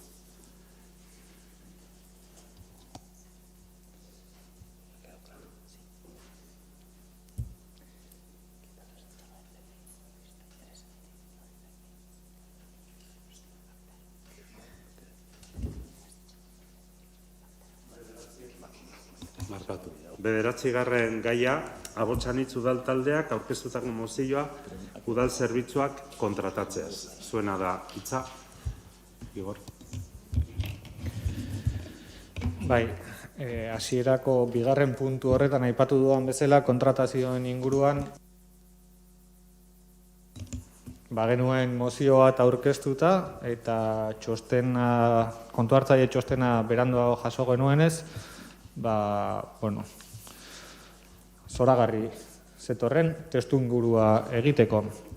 Orduan, adierazten nahi dut Abotsanitz udal taldeak ez dela lehenengo aldia aditzera ematen duela, Hondarribiko udalak kontratatuta dituen hainbat zerbitzuren kontratazioa iraungita dagoela edo eta irregulartasunean lanean ari direla hainbat enpresa. Egoera honen eguneratzea ezinbestekotzat jotzen dugu. Lehen aipatu dut, baina orain berriro esan beharra daukat. Hainbat arrazoi daudela tarteko. Alde batetik, kudeaketa egokia. Beste alde batetik, lehiakortasun printzipioa errespetatzea, gainkostuak ekiditea eta beste arrazoi gehiago ondoren zehaztuko ditugunak. Gaurko egunean aurkeztu dugun mozioan, 3 zerbitzuri buruz jardun nahi dugu bereziki. Alde batetik, prebentzio komunitarioa. Prebentzio komunitarioko zerbitzuko kontratua 2009 urteaz geroztik iraungita dago eta hor jarraitzen dute lanean. Beste alde batetik, parkimentroen mantenimendua eta dirubilketa zerbitzua 2007tik ez dago kontraturik. Azkenik aipatu nahiko genuke ere, adinekoen etxean atezaintza eta garbiketa zerbitzua. 2016 eskeroztik iraungita dagoen kontratua. Taula bat egin dugu, aurkeztu dizuegu guztioi, eta hemen ikus dezakegunez hainbat zerbitzu urte luzez iraungitako kontratuez baliatuta jarraitzen dute lanean. Guztizera irregularrean. Zuzenduko dut. Guztiak ez dabiltza lanean. Aipatu dudan azkeneko adinekoen etxean atezaintza eta garbiketa zerbitzukoak ez daude lanean. Hor ikusten dugu kasino zarra itxita dagoela, 2008 urteaz geroztik, zaindua Gaztelekoa ere itxita daukagu, kezkagarria benetan egoera. Guri gustatuko litzaiguke lehen aipatu dut ere, udalak zuzenean kontratatutako langilegoaz baliatzea kudeaketa.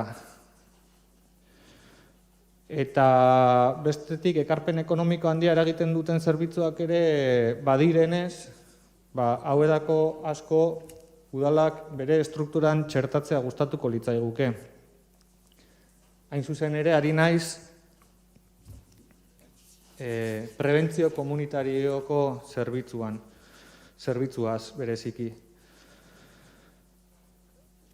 Horregatik, kostu ekonomika handia dutela aipatu dut, eta baita ere zehaztu ditugu kontratu hauek edo zerbitzu hauen kostua zeintzu diren. Prebentzio komunitarioko kostua 300.000 euro ingurukoa da urtez urte, hau da, kopuru handia da. Parkimetroei dagokiena 60.000 eurotik gorakoa batzutan, bestetan azpitik, baina 61.000 euro ingurukoa urtez urte. Eta adierazgarria iruditzen zaigu enpresa honek 2006 urtetik daramala Hondarribiko udalarentzat lanean, eta kontratazioaren erabaki hartu zenean, garai hartako kontu hartzaileak eta kontratazio departamentuek emandako txostenak proposamena indarrean dagoen legediarekin ez datorrela bat zioela 2006 urtean. 15 urte pasa dira egoera honetan. Beraz, eta ez gehiago luzatzeko, lehen luze jardun bainaiz, gehiegi ziurrenik, Abetxanietz udaltaldetik udalbatza honi ondokoa eskatu nahi dugu. Alde batetik, udalkudeaketa eraginkorra egitea. Lanketak jorratzen ez badira, egoera irregularrak sortzen direlako eta zerbitzuen itxera ekar dezakeelako. Kasino Zaharreko kasua adibidez. Egoera guzti hauek irregulartasunetik ateratzeko eginbideak lehenbailen egin ditzatela, edo daitezela hobe esan da barkatu. Prebentzio komunitarioaren zerbitzua 2021 eta etorkizuneko beharretara berdefinitu dadila eta egin beharreko izapideak urte honetan egitea, aurtengo urtean.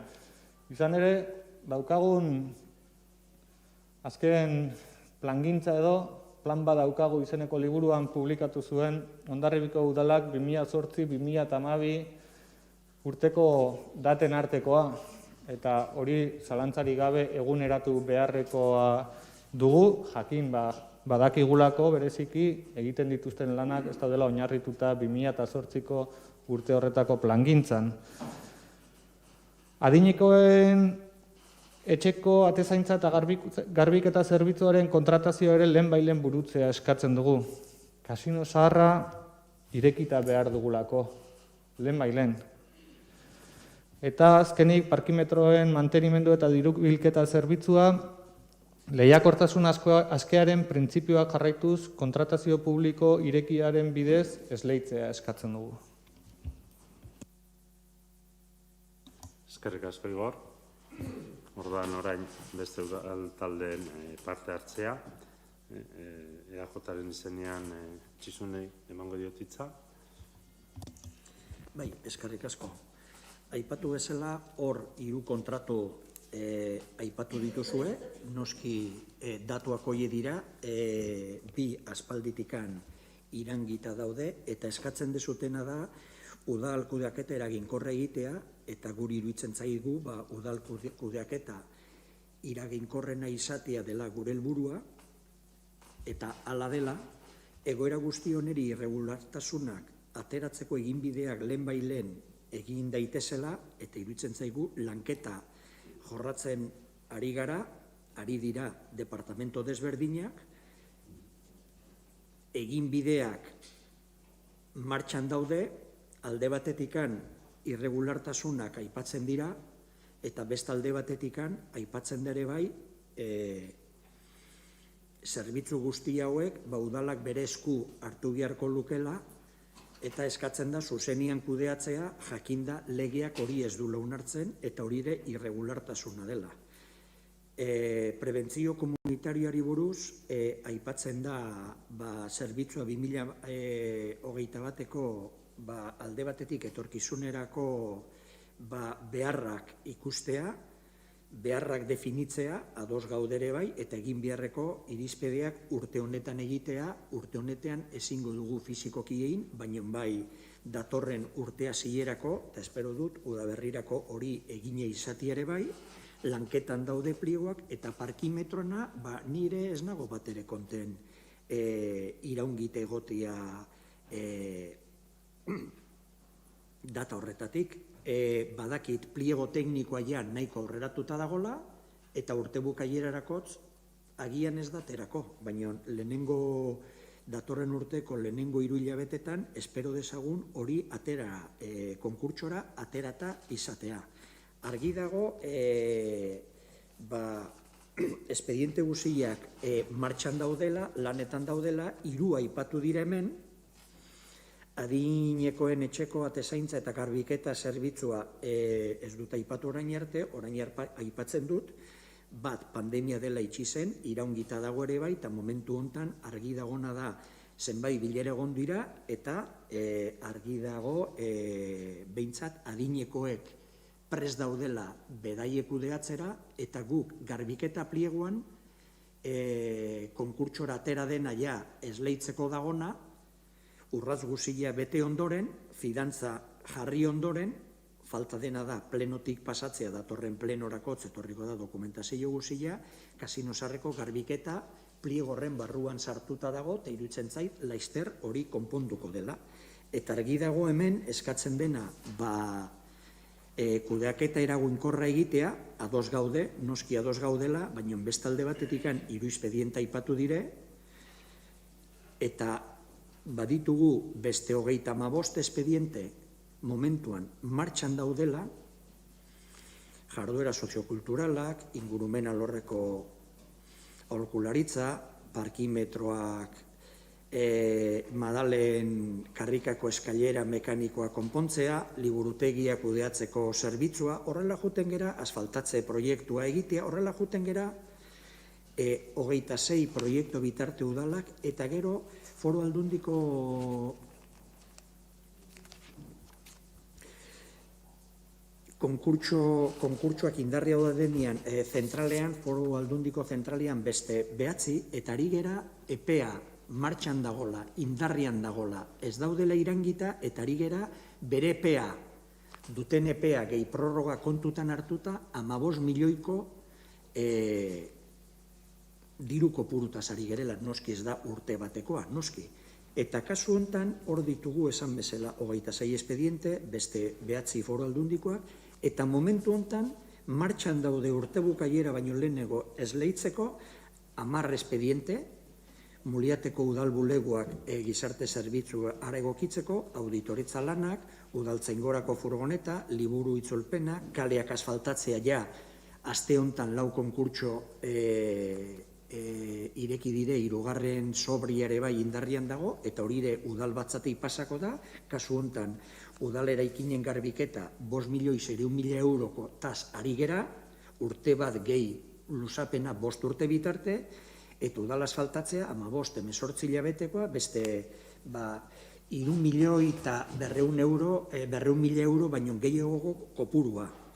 Ez dut aipatzen, beste aldetikan ditugun espediente txikileak, 100 espediente txikileak egiten direla, eta noski hauek iraungitze hori bukatu behar dela eta konkurtsora atera behar ditugula. Baina bestaldetik ikusten den bezala argi dago hemen ditugula zenbait konkurtso martxan, badugu ere kontutan izan argi dugula kontratazio saileko lan hildoak prest dugula dokumentua aurten ja nahiko aurreratuta dago aurrekontua 2022ko aurrekontuan dokumentua, laizter banatuko dena, eta hor jarraitzen diren zenbait kontratu legearen alabera, saileko lan hildoak hor daude 2022ko kontratazio plana prestatzea urtea bukatu baino lehenago, Gipuzkoako kontratazio zentraleko espediente guzti atxikitzea, momentu iristen denean, eta gero kontratazio legeran araberara diren kasuetan publizitate gabeko prozedura negoziatua egikaratzeko prozedura egokia diseinatzea eta baita ere administrazio publikoen kontratazioa arrazionalizatzeko sistemak aplikatzen ikertu eta bereziki 3. atalean arautzen diren eskuratzeko sistema dinamikoa direla eta horietako bat sortu Hondarribiko udalarentzat. Eta orduan zentzu hontan noski aipatutako horiek eskertzen da hobetu behar dugula, baina eskertuko genuke ere bai kontutan izatea egiten den lan guztia departamento desberdinetan eta aurrera eramaten den lan guztia. Guk hau dena aipatuta, naiz eta argi dagola hobetu behar dugula, kontrakoa bozkatuko dugu. Eta jarraituko dugu lanean orain arte eta hobetogo saiatuko gera gauzak egiten. Eskerrik asko. Bai, eskerrik asko. Beste taldeak, bai, Josu? Bai. Bueno, Jason, esaten dek, jarraitzen duzuten lanean, eta bar, baina, jakin nahi nuk, eta gero, de acuerdo, nik espalima daki, ze expediente dauden, hogeita mairu, daudela expediente, momentu honetan mai gainean. Hombre, eskertuko nuke informazio hori ez ematea pleno, ez dikan guri ematea hori, eta orduan, esango nuke, oie, jode, me cago en sos, hemen kristo lana, zeo. Baina orduan, hemen expedientea, ekarri, esan, hau daude, jakine gainean. Bueno, nik, sobre el tema de esto, este es un tema reiterativo. Yo ya sé que esto, año a año, venimos con la misma situación. Yo me voy a fijar en dos cosas. Uno, prevención comunitaria. Yo creo que el tema de prevención comunitaria, ese es un tema que, ya yo creo que desde que tengo aquí unos cuantos añitos, reiteradamente venimos con la cosa. Es verdad que se hizo un trabajo en un momento determinado, pero aquí hay una cosa que yo creo que es importante antes de hacer nada. Hay que redefinir el trabajo de este servicio.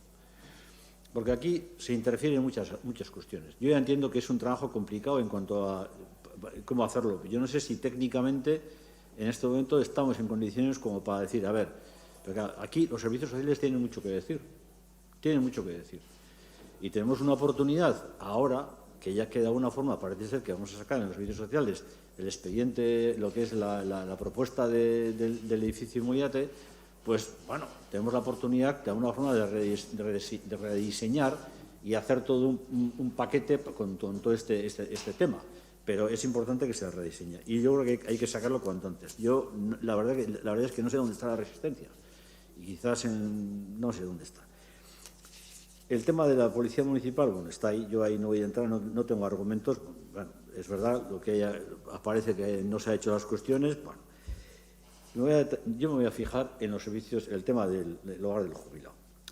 Yo creo que aquí ya es un tema de cierta envergadura. Llevamos año y pico con el tema de la pandemia y yo tampoco no sé dónde está el problema. Si de alguna forma, con el nuevo modelo de sociedad que se ha estado, porque yo sé que de alguna forma ahí hay un problema en el cual se va a plantear un tipo de modelo de funcionamiento. Hasta ahora el ayuntamiento se hacía cargo y había una persona que era administradora que llevaba todo el tema de lo que es el hogar del jubilado.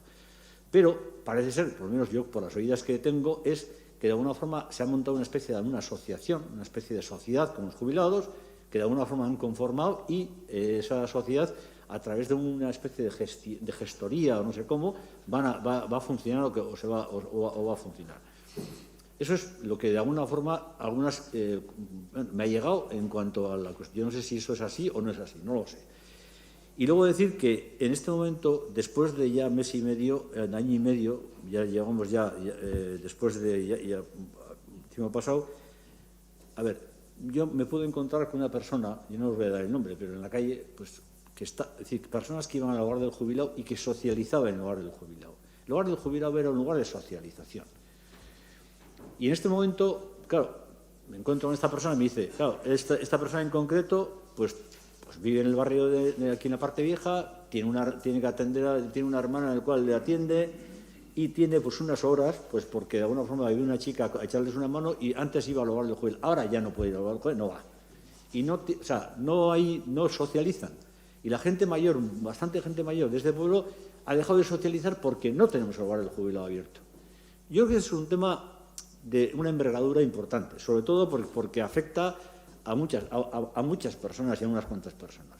En lo cual, yo simplemente de aquí tengo que deciros, yo en el tema de la moción lo tengo que apoyar, porque es que el apoyo de la moción ya sé que, puede haber sus cosas en la cuestión, pero lo tengo que apoyar porque al final es una cuestión que está ahí y dices, pues puedo, no sé, buscar, no. Entonces, la realidad es esa.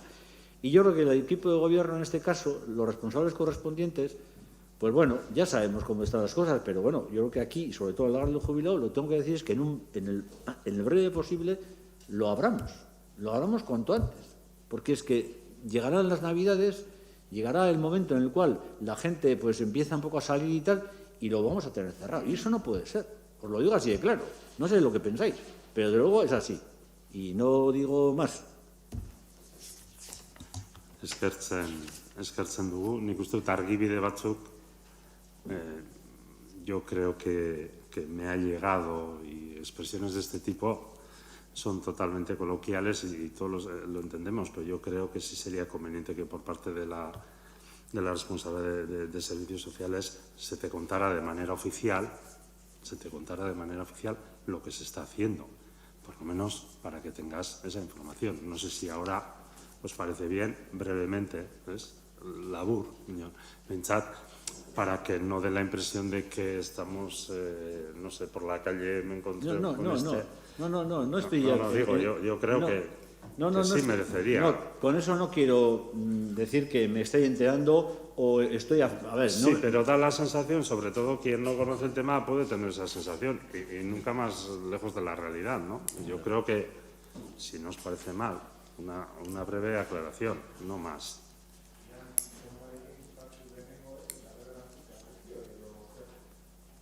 Bueno, Igor, nik pentsatu dut hori izan zitekeela eta hori proposatu dut. Ez dut bat ere problemarik zuk zuzentzeko, ez dut bat ere problemarik.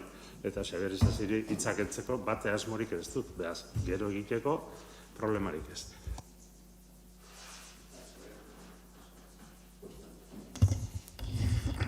Ba, ez oso labur. Nik uste oposizio lana ez da erraza, guk eskartu nahi Ahotsanik taldea egiten duen oposizio lana, zorrotza da eta alde bozkatuko dugula. Eskerrik asko. Bai, ondo iruditzen baldin bazaizue, Gotzone, pixka bat azalduko diguzu, zertan ari den, bestela ematen du, ez dakit, aur gelditzen dela, ez? Bai, oso. Egia da, bueno, que llevamos trabajando con la asociación, que no es que se haya creado, sino que llevaba creada desde el 2004, pero que funcionaba de una manera, bueno, pues conjunta con el ayuntamiento, y estamos trabajando con la asociación desde que se cerró el Casino Sarra. Llevamos desde el 2020 trabajando con ellos conjuntamente y con reuniones muy periódicas, y se está trabajando en la nueva apertura con el nuevo sistema, pero de alguna manera gestionado por la asociación y acordado con ellos. Entonces, realmente los socios están informados porque tuvimos una asamblea con ellos en junio. Para el día 10 de noviembre tenemos otra asamblea para informar a los socios, porque también creemos que es muy importante que reciban la información tanto de la Junta como de nuestro departamento. Y solamente decirte eso, que estamos en continuo trabajo con ellos y con los socios, informándoles de todos los avances que tenemos con respecto a la apertura del Casino Sarra. Markatu, badakit gaia zein zen, kontratazioa zela, niritu zait, ez dakit, zerbait, bai. Bai, pixka bat erantzuteko gobernu taldeari adierazi, ados egoteakin, eta beste talde hori ere, eskertzen dugula aipatutakoak, baina ados egoteak posten gaituela, baina ados egonda kontra bozkatzea ez dugula gehiegi ulertzen. Esan beharra da, gure lana dela. Gure lana da, egoera hauek azalaraztea, eta gure lana burutzen dugu eta burutzen jarraituko dugu. Uste dut, oposizioko talde guztiak egiten dugula lana zentzu horretan, eta bueno, Txisunek aipatu ditun 35 kontratazio espediente horietatik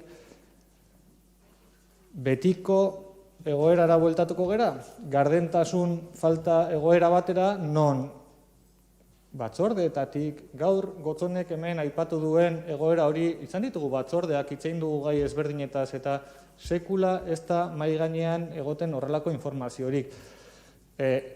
Tristea da. Bai, aurpegi arraroa jarriko dituzute, baina hemen aipatzen diren 35 kontratazio horietatik, nik uste batzordetik, udalbatzatik pasatu behar zuelako pasatu da asfaltatze kanpainarena, baina beste 30 esango nuke ez ditugula ez batzorde, ez inon hitz egin. Gaur kasino zaharrari buruzko ematen den informazioa eta Josuk ere onge aipatu duen bezala hemen, ez dugu dagokion batzordean mintzatu. Mintzatzeko eremuak diren horietan jardun beharko dugu, iruditzen zaigu guri behintzat. Eta,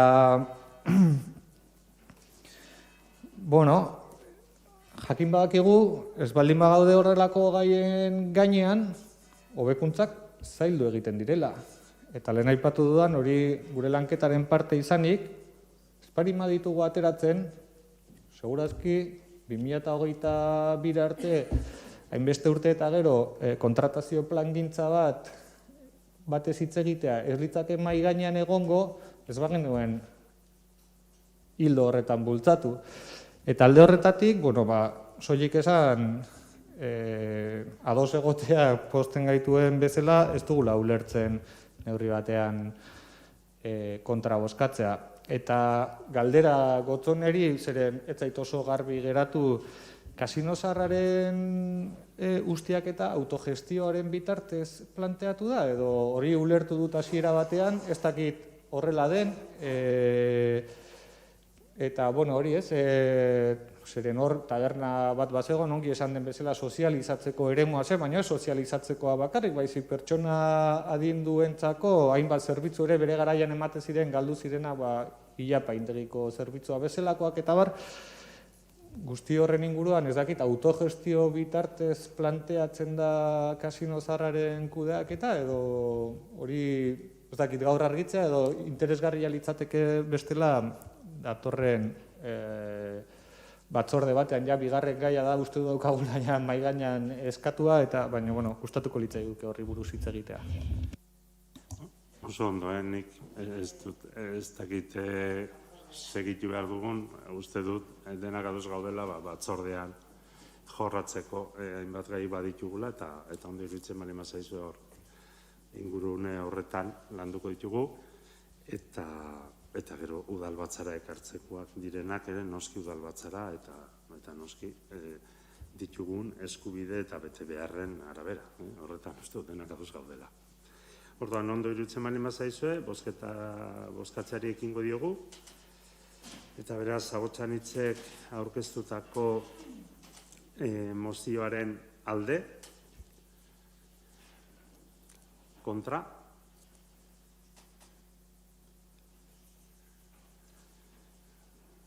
ez da onartu gehiengoz.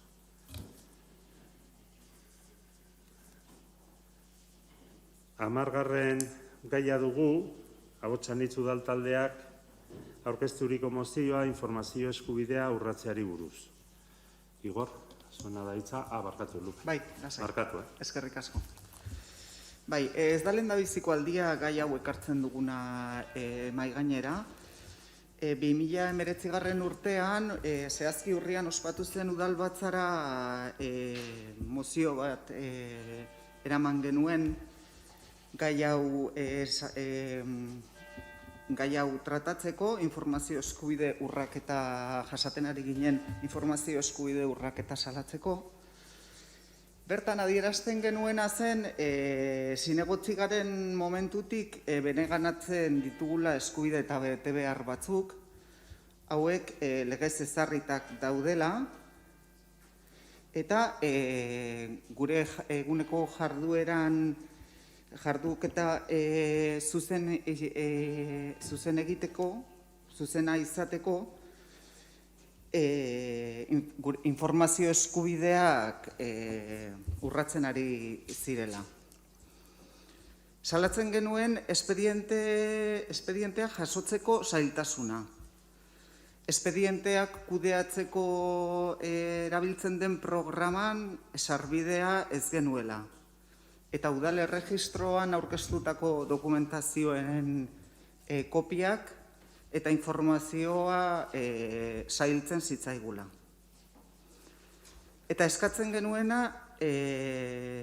zera zen, sarrera erregistroko idatziak eskura izatea, espediente eta administrazio agiriak eskura izatea, administrazio agirien kopiak lortzea, eta lege ezberdinek ahalbidetzen duten informazio guztia eskuratzeko eskubidea izatea. Bertan, EAJ udal taldeak mozio alternatibo bat aurkeztu zuen, eta eskatzen ziona Hondarribiko udalari 2 puntutan laburtu zen, udal idazkaritzak lehen jarraibide sorta bat idatzi eta udal talde politikoekin eta udal departamentuekin partekatzea, eta bigarrena, eguneroko jarduna horren araberakoa izateko ahalik eta epe laburrenean erabiltzea.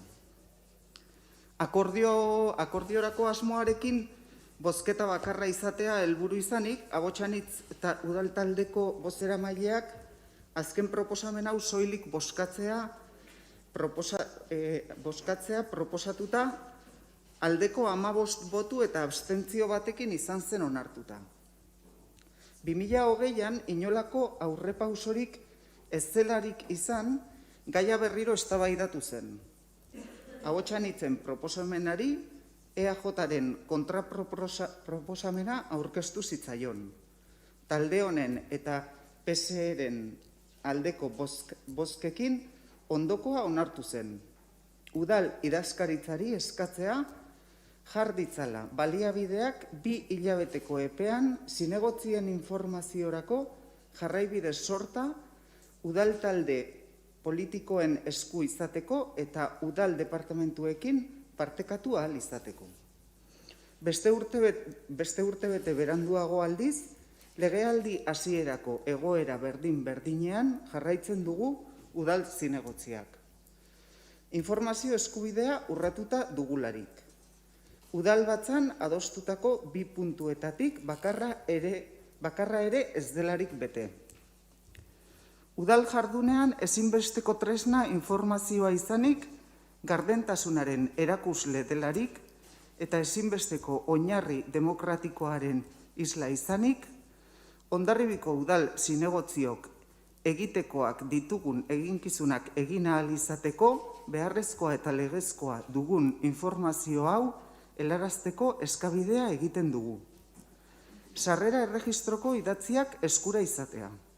Espediente eta administrazio agiriak eskura izatea, administrazio agirien kopiak lortzea, sistema elektroniko bidez itxita dauden espediente administratiboen kontsultarako baliabideak jartzea, eta lege ezberdinek ahalbidetzen duten informazio guztia eskuratzeko eskubidea izatea. Mila esker. Eskerrik asko. Gure taldearen aldetik jarraitzen dugu udalbatza honek hartu zuen erabaki horrekin bat eginez. Eta bai, nik uste dut esan behar dudala eta hitz horiek nola erabil daitezken beti zalantza dudalarik, bai esan behar dut ez dugula orduan onartutakoa bete. Eta beraz, ez dugu horretan, eta esan behar dugu, ez dugula eskaini beharrekoa. Uste dut jakinaren gainean zaudetela, ez dela borondate falta. Inon, gaur, lehenago ez. Esan dezaket, eta nahi dut zuekin partekatu, jaso dudala txosten bat. Laneko dokumentu baten zirriborroa esango dut. Uste dut zirriborroa baino zerbait gehiago dela. Eta hor, alde batetik, badago udal idazkaritzatik txostena, eta beste alde batetik, eranskin modura, Hondarribiko udalaren behin-behineko esku hartze arauen proposamen bat. Gaur jaso dut. Horregatik ez dut partekatu. Eta horregatik proposatzen dizuet, udalidazkaritzarekin horrela adostu dudalako, datorren astia eskaintzea udalidazkaritzak beste kontraste batzuk egiteko, eta datorren ostiralerako, beraz azaroaren 5erako, dokumentu hauek udaltaldeen artean partekatzea. Hori da proposatzen duguna. Era berean, plangintza bat zehaztia ere proposatzen dizuet, eta horregatikan, hilean 10-ko, beraz azaroaren 10-ko, bozeramaile bileran, txostena, ostiralean banatu, bihar 8 banatuko den txosten horren eta eranskin horren aurkezpena egitea udalidazkaritzatik, udaltaldeok proposamenak, iradokizunak, argitu beharrekoak egiteko epea zabaltzea, eta hor adostia noiz arteko epea izan dezakegun. Ez dakit astebete izan daiteken, ez daiteken, nik uste dut lanak berak erakutsiko digula nola egin dezakegun eta noizko. Idazkaritzari proposamen horiek helarazi, idazkaritzatik eraztertu, eta azkenik dokumentua sortu, noski txosten horretan oinarrituta eta aipatutako eranskine horretan oinarrituta, alkatetzako jarraibide modura. Alkatetzako jarraibide sorta bat elkarlan horretan oinarritua, eta horrekin ia bideratzen dugun. Ez dut esango behin betiko, ze nik uste dut gai hau etengabekoa dugula. Behintzat marko hori. Eta hori da proposatzen dizuedana. Nahiago nukeen, aipatzen genuen epe horretan, ez dut esango zein epetan, ze epe gehiegi iraungi ditugu. Nahiago nukeen hori horrela askoz lehenago eskaini. Eta esaten dizuet, gaur esan dezaket hori, atzo ezin nuen esan. Eta esan dezaket, ulertzen didazue, adierazteko modu badela. Orduan, alde horretatik, proposamen hori egiten dugu, ez dugu eskatzen mozioa erretiratzea esate baterako, ikusten dugulako denbora gehiegi joan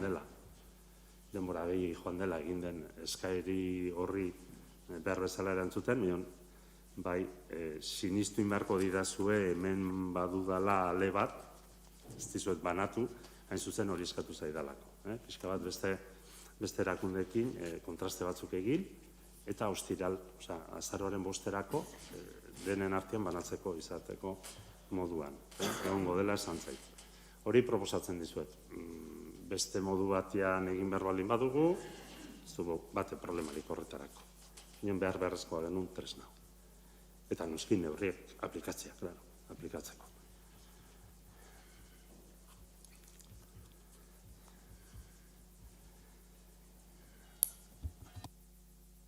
Guk hitz egin dugu, orain beste taldek ere noski txanda badute.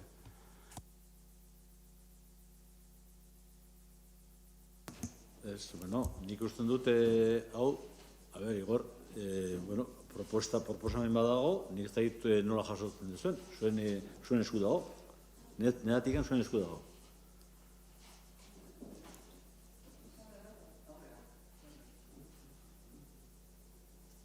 Aurrera, ze? Ez, gu mozioarekin jarraitzen dugu, eskertzen dugu aurrera pausoa, eta espero dugu ez luzatzea alkateak adierazi duen prozedura hori, lehenbailen egitea, eta baino mozioarekin aurrera jarraitzen dugula adierazi nahi dugu, Bai. Guk,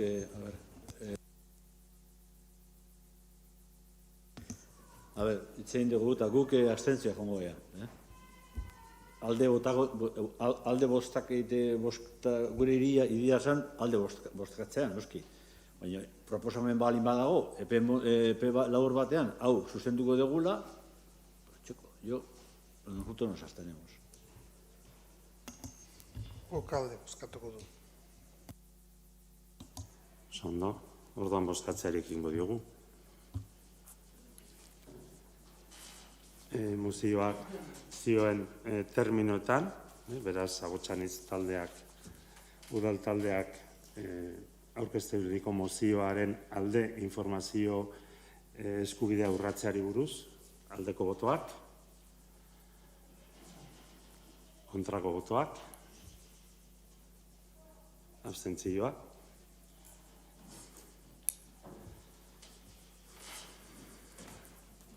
Baina, bai nahi nukela, egin den proposamen hori ere, aktan jasotzea noski.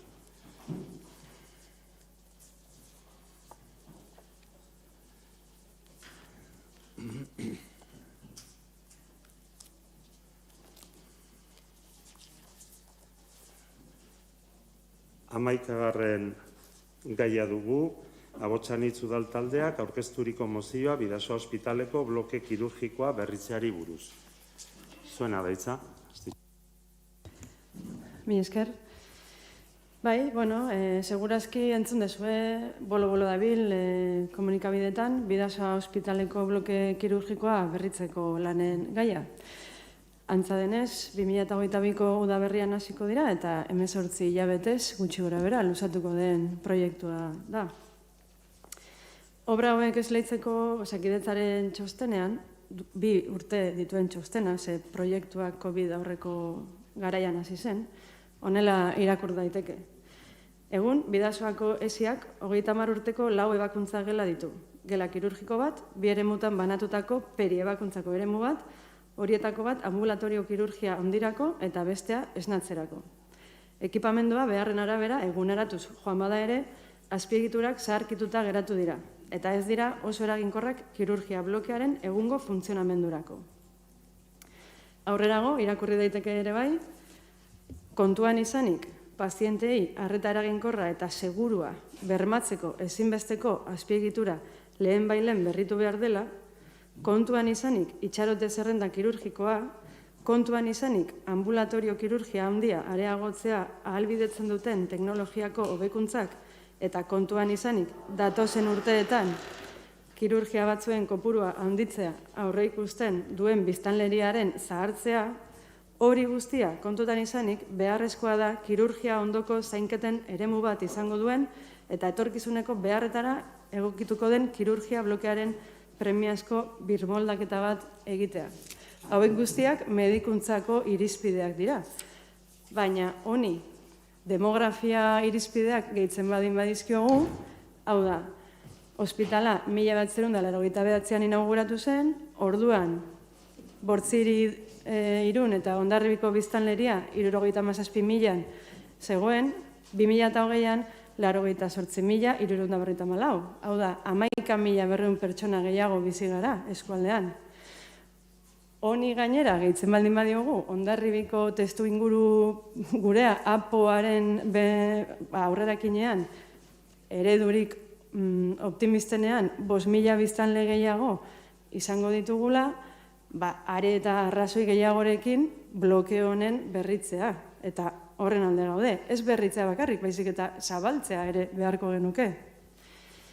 Baina, proiektua justifikatzeko pazienteen segurtasuna eta hobe beharrez hitz egiten bazuten, proiektua aurrera ateratzeko irizpide horiek nonbait galdu egin dira. Mahai gainean zeuden aukeretatik, kezkagarrienak hartu bai du indar gehien. Zein da hau? Zerbitzu hori Donostiko onkologikora pasatzea eta Bidasoako ospitalean kirurgi blokerik gabe geratzea, beraz, zerbitzu hau gabe geratzea. Gogoratzen dut, 18 hilabetez ari garela. Bidasoa ospitaleko langileak azaldu dira, eta beraiek diote ez daudela ados kirofanoak ixtearekin. Gainera, alternatiba ezberdinak jarri dituzte mahai gainean. Adibidez, behin-behineko bloke modular bat eraikitzea, obra faseka egitea, bloke berri bat eraikitzea, edo ospitalean bertan beste eremu batean kirofanoak egitea. Segurazki, hauek ere badituzte beraien ahulguneak, agian ez dira proposamenik egokienak, baina langileen aldetik jarrera bat erakusten digute. Hau da, zerbitzu hori bizirik mantentzearen aldeko jarrera bat, eta ezin dugu hori aintzat hartu gabe utzi. Hala ere, proiektuak aurrera jarraitzen duela dirudi. Osasun langileek gainera, transparentzia falta bat salatu dute. Sindikatuak saiatu dira gai hau mahai sektorialean tratatzen, baina gaur arte ez dute lortu. Bestalde, daude medikuek dituzten larritasunak eta kezkak. Oso kezkatuta daude, diotelako ez dagoela traslado hau egiteko planik. Eta batez ere kezkatzen dituena da, onkologikoa ez dagoela prestatuta horrelako kontingentzia bat barne hartzeko. Besteak beste ez dauka erreanimazio gelarik. Eta horrek ez du pazientearen hobe beharra bermatzen. Hau gutxi balitz, egoera honek beste ondori asko ditu. Bai paziente, bai langileentzako. Adibidez, larrialdietan ambulantziak egin beharreko distantziak are luzeagoak izango dira. Beraz, denbora are luzeago. Distantzia horiek ambulantziak jasan ditzaketen istripuek ere areagotu egin daitezke. Istripuen kasuetan eta berehalako ebakuntza bat behar baldin baduzu, hortan ere denborak atzera egingo du eta ondorioak larriagoak izango dira. Ebakuntzaren ostean, familiak egin beharreko desplazamenduak luzeagoak izango dira eta kasu askotan zailagoak. Langileen egoeraren ezjakintasuna, zer gertatuko da beraiekin? Zer gertatuko da ebentualekin? Kaleratzeak egongo dira? Lantalde berriak egin beharko dira? Nekatuta iritsi gera egoera honetara. Hori gainera, 2 urteko pandemia bat jasan dugu. Eta erabiltzaile bezala, jendea nolabait sentsazioa da ez duela jaso behar zuen zerbitzua. Atentzioak telefonikoak. Itxaron zerrenda luzea. Protokoloak amaigabeak. Eta orain gainera, neke horreri eta desamparo horreri gehitu nahi diogu 18 hilabeteko kirofano zerbitzu eza.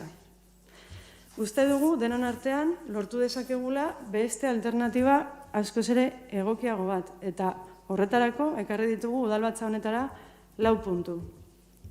Lehenengoak honela esaten du. Hondarribiko udalak Osakidetzari eskatzen dio Bidasoa ospitaleko bloke kirurgikoa berritzeko plangintza berraztertu dezala. Berritze lanak burutzen diren bitartean, Bidasoa eta Bortziriak eskualdetako herritarrak Bidasoa baiaran zerbitzu hori gabe geratu ez daitezen. Bigarrena, Hondarribiko udalak Osakidetzari eskatzen dio Bidasoko ospitaleko langileen ordezkariekin eta udalerriekin adostu dezala bloke kirurgikoa berritzeko plangintza nola diseinatu. Obrek irauten duten bitartean, ospitaleak, langileak eta herritarrek ahalik eta kalte txikienak pairatu ditzaten. Hirugarrena, Hondarribiko udalak Osakidetzari Bidasoa ospitaleko bloke kirurgikoa berritzeko plangintzari buruzko informazio osatua eskatzen dio. Eskualdeari zein ondorio erangingo lioken jakin eta alternatibak landu ahal izateko. Eta azkenik, Hondarribiko udalak mozio honen onartzearen berri emango die Bidasoa ospitaleko zuzendaritzari eta Osakidetzako zuzendaritzari. Mila esker. Eskerrik asko. Ez ditxu.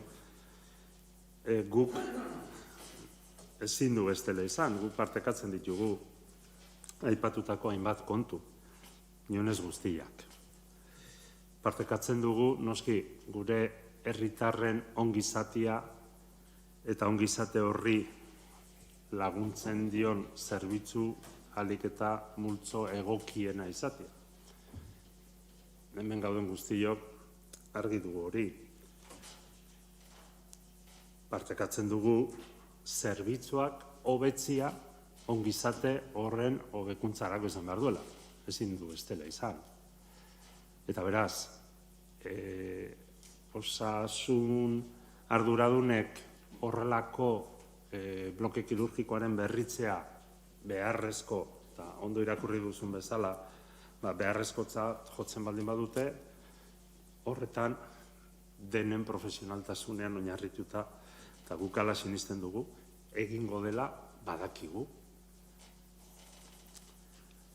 Hori dela eta egia da, ondo eza sortu dela, eta egia da, hainbat komunikazio eta egin direla. Eta guk bat sumatzen dugu faltan. Hain zuzen ere, Osakidetzatik, osasun arduraduna duten hoien gandik, informazio guztia jasotzea. Guk horren falta sumatu dugu, eta hori eskatu dugu. Osasun departamentoarekin, osasun sailarekin harremanetan jarri nintzen, eta esan nien beharrezko sumatzen dugula, Hondarbiko udaleko ordezkariok informazio bat egiten dugu horretan, osatua izatea.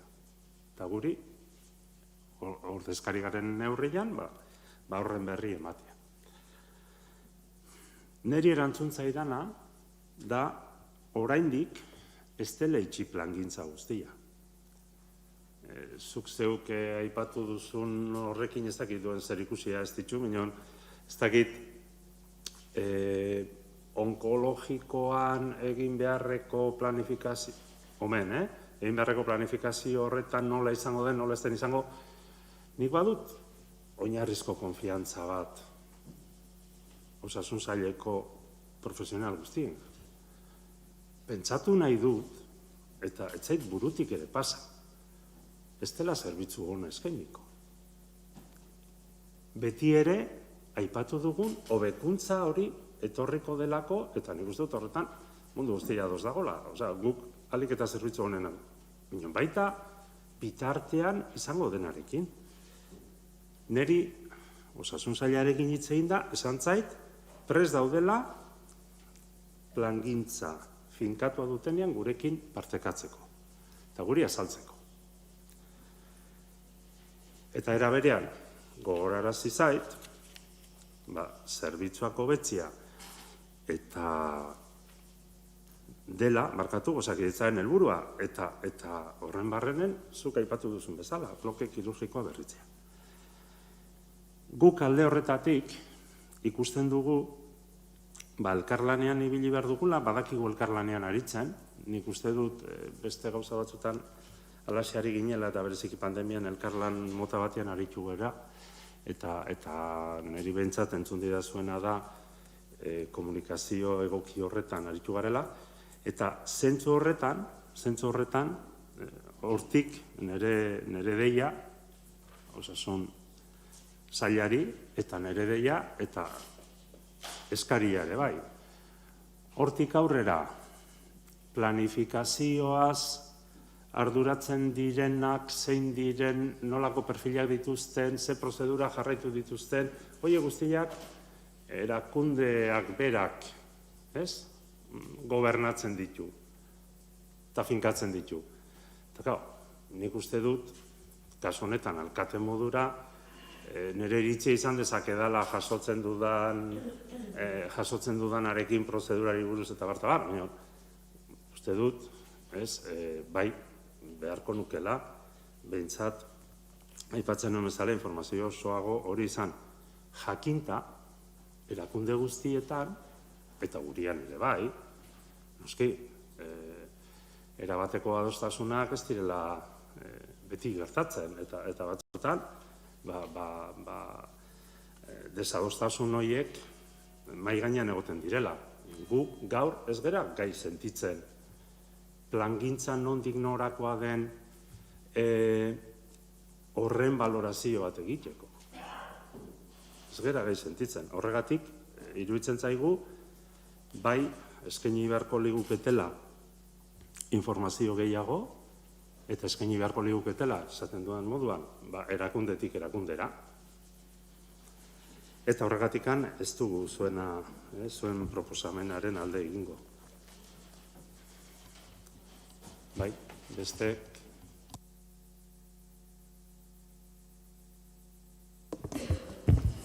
Sí, nosotros también vamos a votar en contra a la espera de tener más información y esperemos que nos llegue vía el alcalde esa información.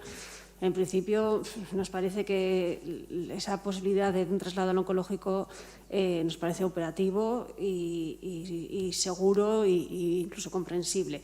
Y porque pensamos que siempre que la salud en principio va a ir por delante y de hecho ya vamos al hospital de Donosti para otras cosas, o sea que sabemos que es circunstancial y que luego ya el servicio volverá a Irún y a Hondarribia y a la comarca y no vemos por qué de entrada habría que oponerse a la espera de tener más información. Bai, Xabier? Bai, eskerrik asko Txomin. Guke iritzi dugu, kezkatuta edo arduratuta egoteko gaia dela noski, baina pixka bat zentratu nahiko genuke Ahotsanitz udal taldeak egin duen mozioaren 3. puntu horretan, pixka bat informazioa eskatzen den puntu horretan. Gure ustez, Bidasoako ospitaleko bloke kirurgikoa berritzeko auzia askatzeko lehenengo pausuan, hori berori izan behar du, ez? Informazioa jaso eta proposamena zein den ezagutzea, uste dugu.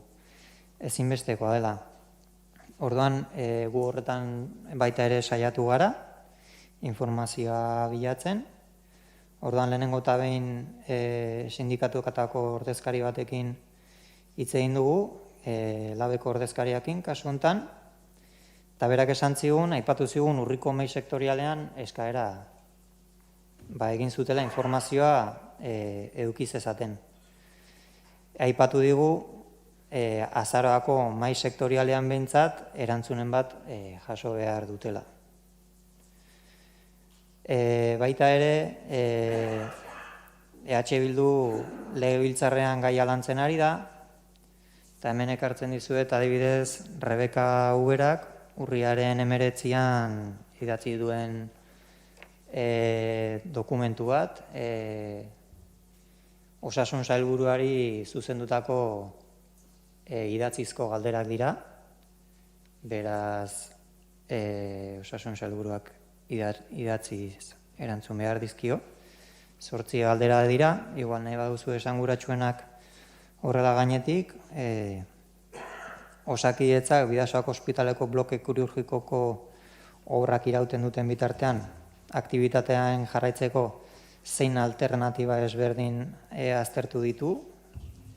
Bidasoako ospitaleko bloke kirurgikoko aktibitate osoa eramango da onkologikora behin-behinean, hori galdera, edo aktibitatearen parte bat eramango da. Aktibitatearen parte bat baldin bada, zein aktibitate. Osakidetzak harturiko erabakia ez aldu adostu Bidasoako ospitaleko bloke kirurgikoan aritzen diren osasun profesionalekin. Ez badu adostu zergatik eta adostu badu zein terminotan adostu du eta zein profesionalekin. Harturiko erabakiak nola eragingo die Bidaso eskualdeko herritarrei, eta azkenik, behintzat nik 5 bat ekarri ditut, egokitzapenik egingo alda behin-behinean Bidaso aldeko herritarren osasun hartapenean. Orduan, esan bezala legebiltzarrean erregistratutako galderak dira, printzipioz haue urriaren 19an dago erregistratuta, orduan atzerapenerik ez baldin badago, gutxi gora bera, 15 egunetan erantzuten dute. Erantzuna publikoa izaten da, baina nahi baduzue guri eskatu eta daukagunean pasako. Orduan, hori, ikusten dugu, adiez, Osakidetzaren kudeaketa kontrola legebiltzarretik egiten dela, ez? Bidasoako ospitalaren kasuan bezala, azpiegitura handirik aurreikusten baldin bada, eta horretarako inbertsio bat egiteko asmoa baldin badute, hori Gipuzkoako batzar nagusietan jorratuko da. Eta Bidasoako ospitaleko lur eremuan aldaketarik egiteko asmorik balego, Hondarribiko udalaren oniritzia lortu beharko du luke Osakidetzak, beraz, ja, aipatu ditugu zenbait instituzio, ez? Gu behintzat EH Bildun gaian arreta jarri dugu, eta lekuan leku, legebiltzarrean, aldundian, edo Irunda Hondarribiko udaletan, koordinatuta ibiliko gara, eta dagokion debatea jorratzeko eta tokatzen denean eragile, langile eta herritarrak informatzeko ere preste egongo gara edo horretan lan egingo dugu. Uste dugu arduraz jokatzeko momentua dela eta proposamenaren nondik norakoak ongi ezagutu eta ongi ezagutu ondoren sortzen diren erronkei aurre egin ahal izateko lana egin behar dugu, ez? Oro har, esan bezala bat gatoz egiten den proposamenarekin, baina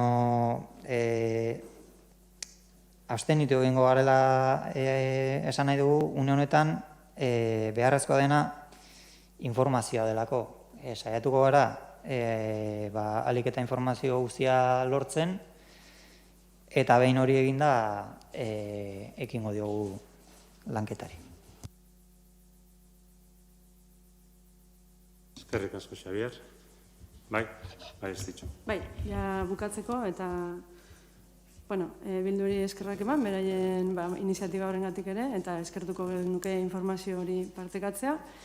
Eta EAJ eta Alderdi Sozialistari linea antzekotan ibilizaretenez, esan plana ez dakigula zein izango den, norbaitek badaki, informazioa transparentzia dagoela esaten dugunean, ez dugu esan nahi informazio horik ez dagoenik, badaude dokumentuak publikoak direnak, hor dago klausulak publikoak dira, eta hor agertzen da obren ejekuzioen epea zein izango den, beraz, argi dute nola egingo den. Badaukagu baita ere valorazio informe teknikoa, eta hemen ikusten dugu 10 lizitadore aurkeztu direla, puntuazioa egina dago, beraz, norbaitek badaki nola egingo den. Informazio hori existitzen da. Eta hori da, udal ordezkari garen heinean, eta gure herritarren babesa, eta hori, babesa landu behar dugunean, hori da eskatu behar duguna. Eta gero, ez daukat inongo dudarik egingo diren zerbitzu horien hobekuntzak, ez dakit nola esan, modu objektiboan proiektatzen direnik, ez daukago inongo dudarik, eta beharrezkoak direla ere bai. Baina berriz diot, udal ordezkari garen heinean, gure herritarrentzako zerbitzu hurbila eta kalitatezkoa eskatu behar dugu. Ezin gara konformatu orain Donosti ospitalera jutan garela beste zerbitzu batzuetara. Agian eskatu behar deguna da, zerbitzu horiek onera ekartzea, ze berriz diot, 18.000 biztanle gara, eta agian 22.000 biztanle izatera pasatuko gara. Orduan, agian garaia da zerbitzu horiek onera ekartzekoak. Eskerrik asko.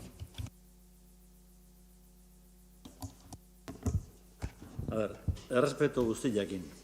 Hemen bogitzak, nik usten dut, eta ez ditxo errespeto guztiakin. Zuk hola pentsatzen duzu. Baina nik, erabaki bat hartu baino lehenago, jaikin nahi nuke, zergaitikan egiten dana, egingo badana zergaitikan dan.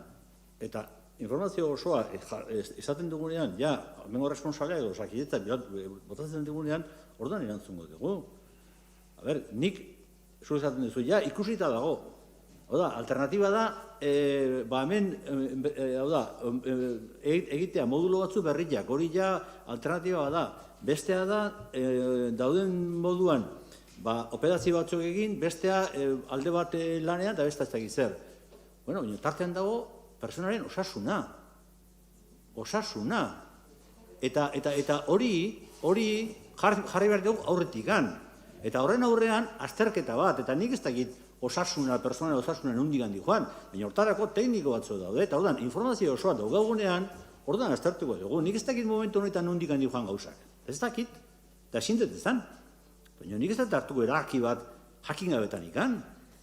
Orduan, es que yo creo que lo importante, si estamos hablando de salud, de alguna forma, cuando tengamos la información suficiente, pues de alguna forma podemos valorar, y lo que de alguna forma habrá que plantearle tanto a Osakidetza como, yo no sé, al organismo por parte en este caso, por parte del ayuntamiento, por parte del alcalde, que de alguna forma dé la información correspondiente y los plazos y las valoraciones, porque yo no sé si la decisión ya está del todo tomada, porque yo me imagino que la decisión tomarán cuando ya tengan la seguridad de las personas fundamentalmente, la salud de las personas. Entonces, mientras que de alguna forma no se garantice la salud y de las personas de la zona del Bidasoa, yo estoy seguro que no va a tomar la decisión.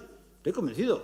Entonces, bueno, vamos a ver qué es lo que dicen. Entonces, a partir de ahí están. Pero lo fundamental para nosotros es las personas y la salud de las personas. Y ahí nos vamos a centrar. En lo cual, cuando tengamos la información suficiente, valoraremos el tema, pero que nos lo informen. Yo en este momento no lo tengo. Yo no sé cuáles son las cuestiones, no lo sé. Que me lo informen, punto. A ver, yo lo que estoy pidiendo es información. La lectura, sí, bueno, me parece muy bien, pero bueno, yo tengo derecho, Barkatu, tengo derecho a pedir la información y quien me lo tiene que dar es Osakidetza en este caso. Punto. Ya, hay un compromiso por parte del Ayuntamiento de pedir la información.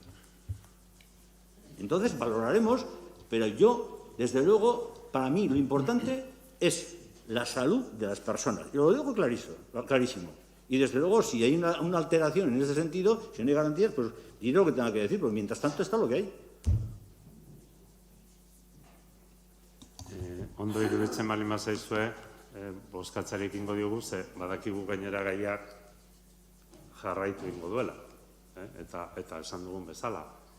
Izango ditugu, pentsatzen dut, elementu gehiago, ezagutzeko eta gure iritziak ere moldatzeko. Beraz, proposamenaren aldeko botoak, kontrako botoak, abstentzioak, beraz, ez da gehiengoz onartu.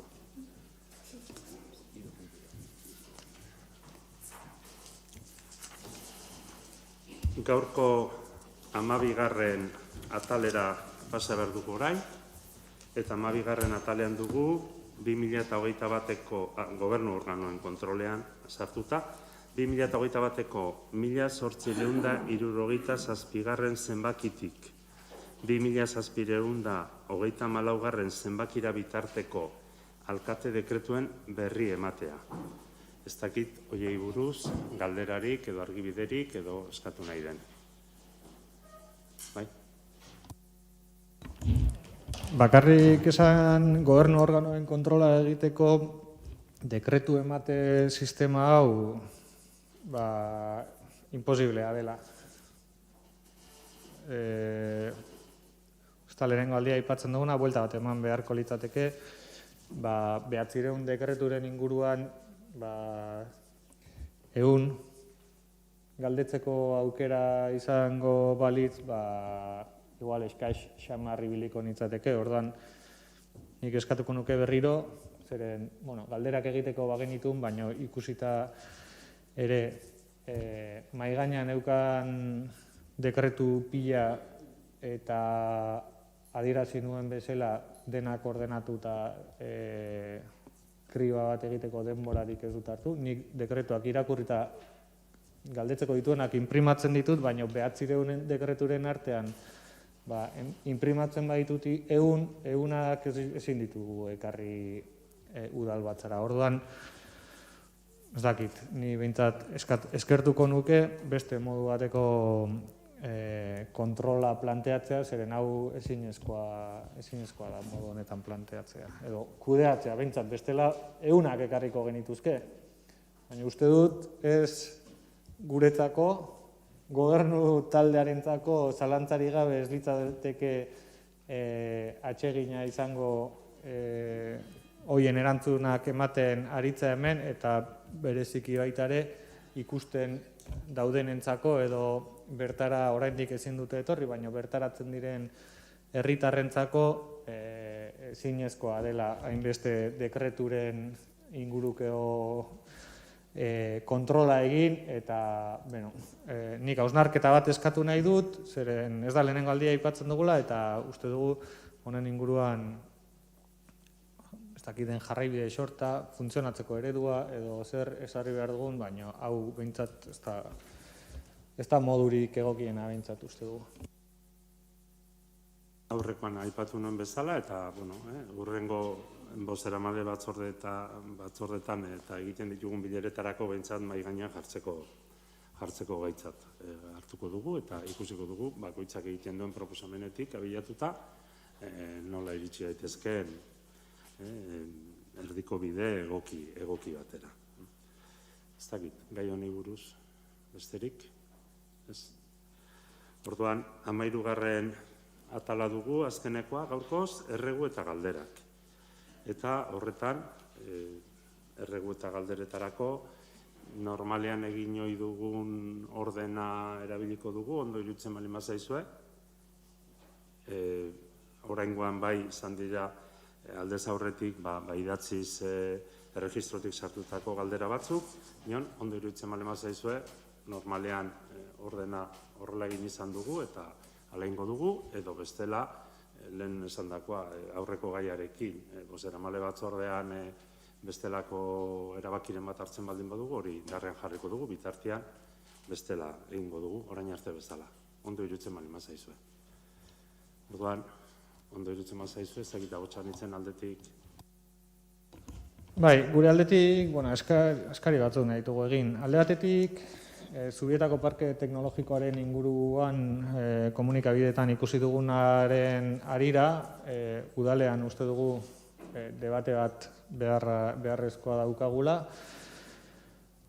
Honen inguruan ez dugu inolako berririk jaso udalkideok, gaiak duen garrantzia kontutan edukita eta APOaren debatea ere mahai gainean dugu eta hau debate horren barruan egon beharko luke, baina atera denez komunikabideetan eta iruditzen zaigu gai horren inguruan erregu egin behar dugula eztabaidatu dezagun udal barruko fororen batean. Beste galdera da tasen inguruan. Normalean urriko ohiko udal batzean eztabaidatzen genitun hurrengo ekitaldirako zerga eta tasen inguruan, bereziki hortik hori bai da abia puntua nolabait aurrekontua lantzerako garaian izango ditugun baliabideak ezagutzeko eta aurtengo urtean komunikabidetan aipatu dena bozeramaile batzordean axaletik hitz egin da, baina aukera ezberdinak bat zeudela eta debaterako gai bezala geratu da eta uste dugu hori debate ezinbestekoa dela. Horren arira jakin nahi genuke baitaren nola eragiten duen udal kontuetan etxeen gainbalioagatik eta kobratzen den zerga hori bertan bera geratu izanak udal aurrekontuan eta bereziki ze baliabide izango ditugun baliabideetan ze eragin izan dezakeen. Eta azkenik, eta motx-motxean, legealdi planaren aurkezpena uste dut ez dugula jaso. Aipatu zen publikoki ere komunikabidetan legealdi plana bazegoela ja, baina udalkideoi azaltzea gutxienez bi aldiz ordaindu den legealdi plan hori eskertuko litzakela eta hori mahai gainean jarri nahi genuke. Baran erantzungo dut eta gero besterik baldin bada Zubietari buruzkoa. Aipatu genuen APOaren plan orokorraren aurrerapenaren inguruan eta sortzen ziren inguruko alternatibi buruz, bai gure aldetik bazegoela bilera batzuk egiteko asmoa. Eta bilera horiek egiteko udaltaldeekin, bilerak egiteko asmoari eusten diogu. Eta jarduera ekonomiko inguruko atala ezinbestekoa da hor. Orduan, esan izuen, behar bada informazio gehiago izatea komeni da, dagoen informazioa da esan dena. Hau da, APOaren aurrerapenean alternatiba modura landu zen, hori denok ezagutzen dugu, eta gu bitarte horretan, eta lehenagotik, hainbat lanketa egin ditugu, zuek beste taldeek egiten dituzuen bezala. Eta orduan ikusi dugu, batzutan, nola esan, azila ifintzeko aukera izaten duzula, eta batzutan ez duzula eremu egokia topatzen eta beste batzutan bai. Eta hori izan da, eta dagoen konpromisoa eta eskaintza, uste dut, argi esan dugula. Aurrerapenean oinarrituta alternatiba bat jarri dugu, Zubieta. Balorazio bat egin dugulako. Eta balorazio horren arabera esan dugu, aurreko Zubieta Urdanibian ere bi fase bereizten ziren, eta bat zen Zubieta. Alde horretatik ez da berrikuntza iraultzailea, minon, hortxe dago. Eta zer lortu dugu? Hombre, parke teknologikoak esatea aztertuko duela. Azterketa hori egiten dutenean, adieraziko digute, eta adieraziko dizugu, noski. Dudarik ez dago, gure artean, debate hori egin behar dugula. Eta zen inguruan, nik erantzungo dut, txisuni gaizki irutzen espaldin bazaio, aipatu genuen, arrazoiak arrazoi, eta aurten izan ditugu arrazoi berezi batzuk, minon gure ikuspegitik aldaketarik ez proposatzea zela egokien, naiz eta jakin, hainbat aldaketa etor zitzezkela, eta agian, aurten zenbait obari esate baterako ez dire proposatu urriko, aurtengo aurrekonturako, urriko debatean, baizik eta beranduago. Horretarako foro arauak ere, foro arau ere argitaratu behartzen, horretarako ere aukerak ikusi behartziren, eta alde horretatik ez dugu egin, eta hori ere esan behar dut. Pixka bat, aurtengo gora bereziagatik lehentasunetan ibili behar izan dugu, eta lehentasunetan aurrekontuen lanketari lehentasuna handiagoa eman diogula, esan dezaket, txisune kontrakoa esaten ez badu behintzat. Plusbaliaren epai horri buruz, uste dut, edabideak irakurtzea bezalakorik ez dagoela, ohartzeko, oraindik ez dagoela sententziarik, sententzia hori argitaratzen den momentuan aztertu beharrekoak aztertuko direla, eta direla esaten dudanean, eta ondo ulertu baldin badut, Espainiako Ministerioaren aldetik, beste alde batetik badakit Jaurlaritzaren aldetik, udaloi dagokionez, foru aldundiak ere noski, udaloi dagokionez eudelek ere adierazi du irizpide bat, eta jarri du alde batetik urratuko balitz edo zabatuko balitz hori badagola udalen sufizientzia ekonomikoa izena duen irizpidea, eta nolabait esateko udalei, nolabait esateko askitasun horretara iristeko beste tresna batzuk egin beharko liatekela. Oraindik, nik behintzat ez dut ezagutzen azterketarik. Hurbiletik jarraitu behar dugu. Datu zuzenak ez dakit emango ditudan, minon, okerrez baldimanago, 2021 urterako jarri genituen aurrekontuetan, eta txisunek zuzenduko dit, ez dakit 800.000 eurora ez ginen iristen, okerrez baldimanago. Eta likidazioa, uste dut hortik gotxixogo dabilela, ez? Gehiago. Eta orduan, aurrekontuaren proposamenean, batez ere sarreren atalean, zetorren zirriborroan, ze horrendi zirriborro mailan gaude, zegoen proposamen bat. Hori ere, hortxe, udal guztiak hor gaude. Zalantzarik ez, sententzia ezagututa gero, hipotesia izango balitz, hori errotik kendu, eta 800.000 euro gutxiago, edo 900.000 euro gutxiago izango bagenitu sarrera modura, horrek gure aurrekontuan eragin handia duela ezin dut ukatu. Inon, denak elekubrazio mailakoak ditut momentu honetan, guk ezagutzen dugun neurrian, erne gaude, pentsatzen dut esan dudan bezala, sententziaren azterketatik eudel bidez, esate baterako gure kasuan, etorriko zaigula argibide desente, eta horretan partekatuko dugu, zalantzari gabe. Legealdi planari buruzko eskariak pixka bat harritu inau. Egia esango dut. Uste du webgunean badagola, uste dut. Nik begiratu izan dudanetan behintzat hortxe dago. Eta azaltzeko bate arazorik ez. Minon, Igor, batzutan zuk azaltzen diguzu, legaldi planean zer jarraia dugun eta zer ez dugun jarraia, eta hori gogorarazten diguzu. Bai, batzutan alaxe esaten diguzu. Eta esaten diguzu, hau guk agintaldi plana esaten digu, milion berdin da.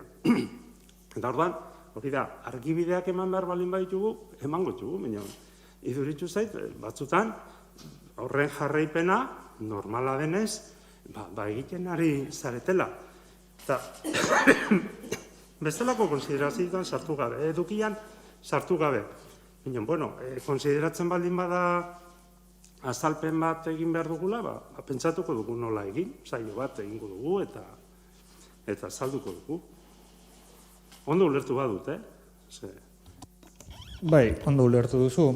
Ni dakidanez udal gehienetan zinegotzei aurkezten zaie, komunikabideetan aditzera eman eta web horrian jarri aurretik, deferentziagatik soilik. Guk hitz egiten dugunean normalean ez dugu legealdi plana hitz egin, zeren esango dut, legealdi plana ez dakit iritsi zen edo uda honetan esango nuke, komunikabideetan ikusi ahal izan dugun arabera. Guk askotan bai aipatu izan duguna izan da, hauteskundeetarako EAJak eginiko proposamenei buruz aritu izan gara. Uste dut hor zuzenketatxo bat, zeren legealdi plana ez dugu eskura izan. Orduan, orain arte jardun dugunetan, beti jardun izan dugu, EAJak eginiko hauteskunde kanpainaean aurkeztutako proposamenari buruz, soilik argitzeko. Eta baina uste dut, bidezkoa dela, zinegotzioi, komunikabideen aurrean egin zen bezala, zinegotzioi aurkezpen bat egitea legealdi planari buruz, eta hori zen soilik aipatu nahi genuen. Konforme, egingo dugu. Bai, beste taldeen aldetik, badago, ez, bai, Xabier?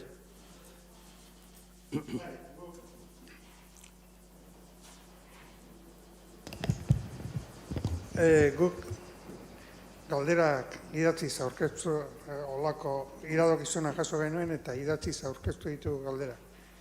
Eta idatziz aurkeztu genituenez eta udalbatzako kidei ondo iruditzen baldin bazai eta tokiko gobernuari ere, idatzizko erantzunekin konformatuko ginateke, horrela ez ginateke hemen lutzatuko eta aspartuko.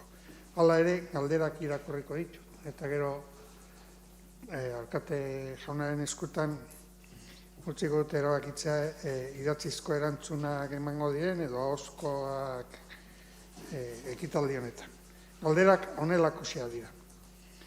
Bat, nola eragiten dio Real Decreto Ley 14/2021 de 6 de julio de medidas urgentes para la reducción de la temporalidad en el empleo público delako horrek Hondarribiko udalari zehazki, Hondarribiko udal langileriari. Bigarrena, zenbat lanpostu dira dekretuaren arabera moldatu behar direnak, zeintzuk? Hirugarrena, dekretuak enplegu programetako lanpostuei eragiten die, zenbat, zeintzuk? Eta azkena, horiek horrela zein da tokiko gobernuaren asmoa. Berriz ere, eskertuko genuke idatzizko erantzuna, baina hala ez bada zuen esanetara gaude. Eskerrik asko.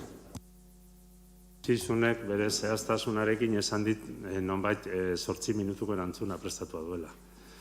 Ez dakit bederatziak dire orain, ez dakit momentu egokiena den, nik uste dut ezetz, eta beraz idatziz pasatzeko, eta nahi baldin bada kasu honetan udala batzordean, nik uste dut zuei erantzuten zaizuen hori, igual udala batzordean ere partekatzeko eta modukoa izan daiteke. Bai. Barkatu, alde batetikan momentuan ez dago onartua errege dekretua, alegazio fasean dago, asmoa da azaroan behin-behineko onarpenara iristea estatuko gobernuak, eta gero beste aldetikan, alkatik esan duen bezala, errege dekretuaren eraginaren galdera guziak idatziz jasoko dezute, prestatutanekan, eta gai hau udaletxeko komitearekin eta sindikatuekin aurreko astian, ostiralian egindako bileran gaia jorratu zen, nundi norakoa behin-behinekotasun horrekin, eta egindako galderen erantzune idatziz jasoko da, eta bai datorren batzordean ere jorratuko dela gaia. Bai.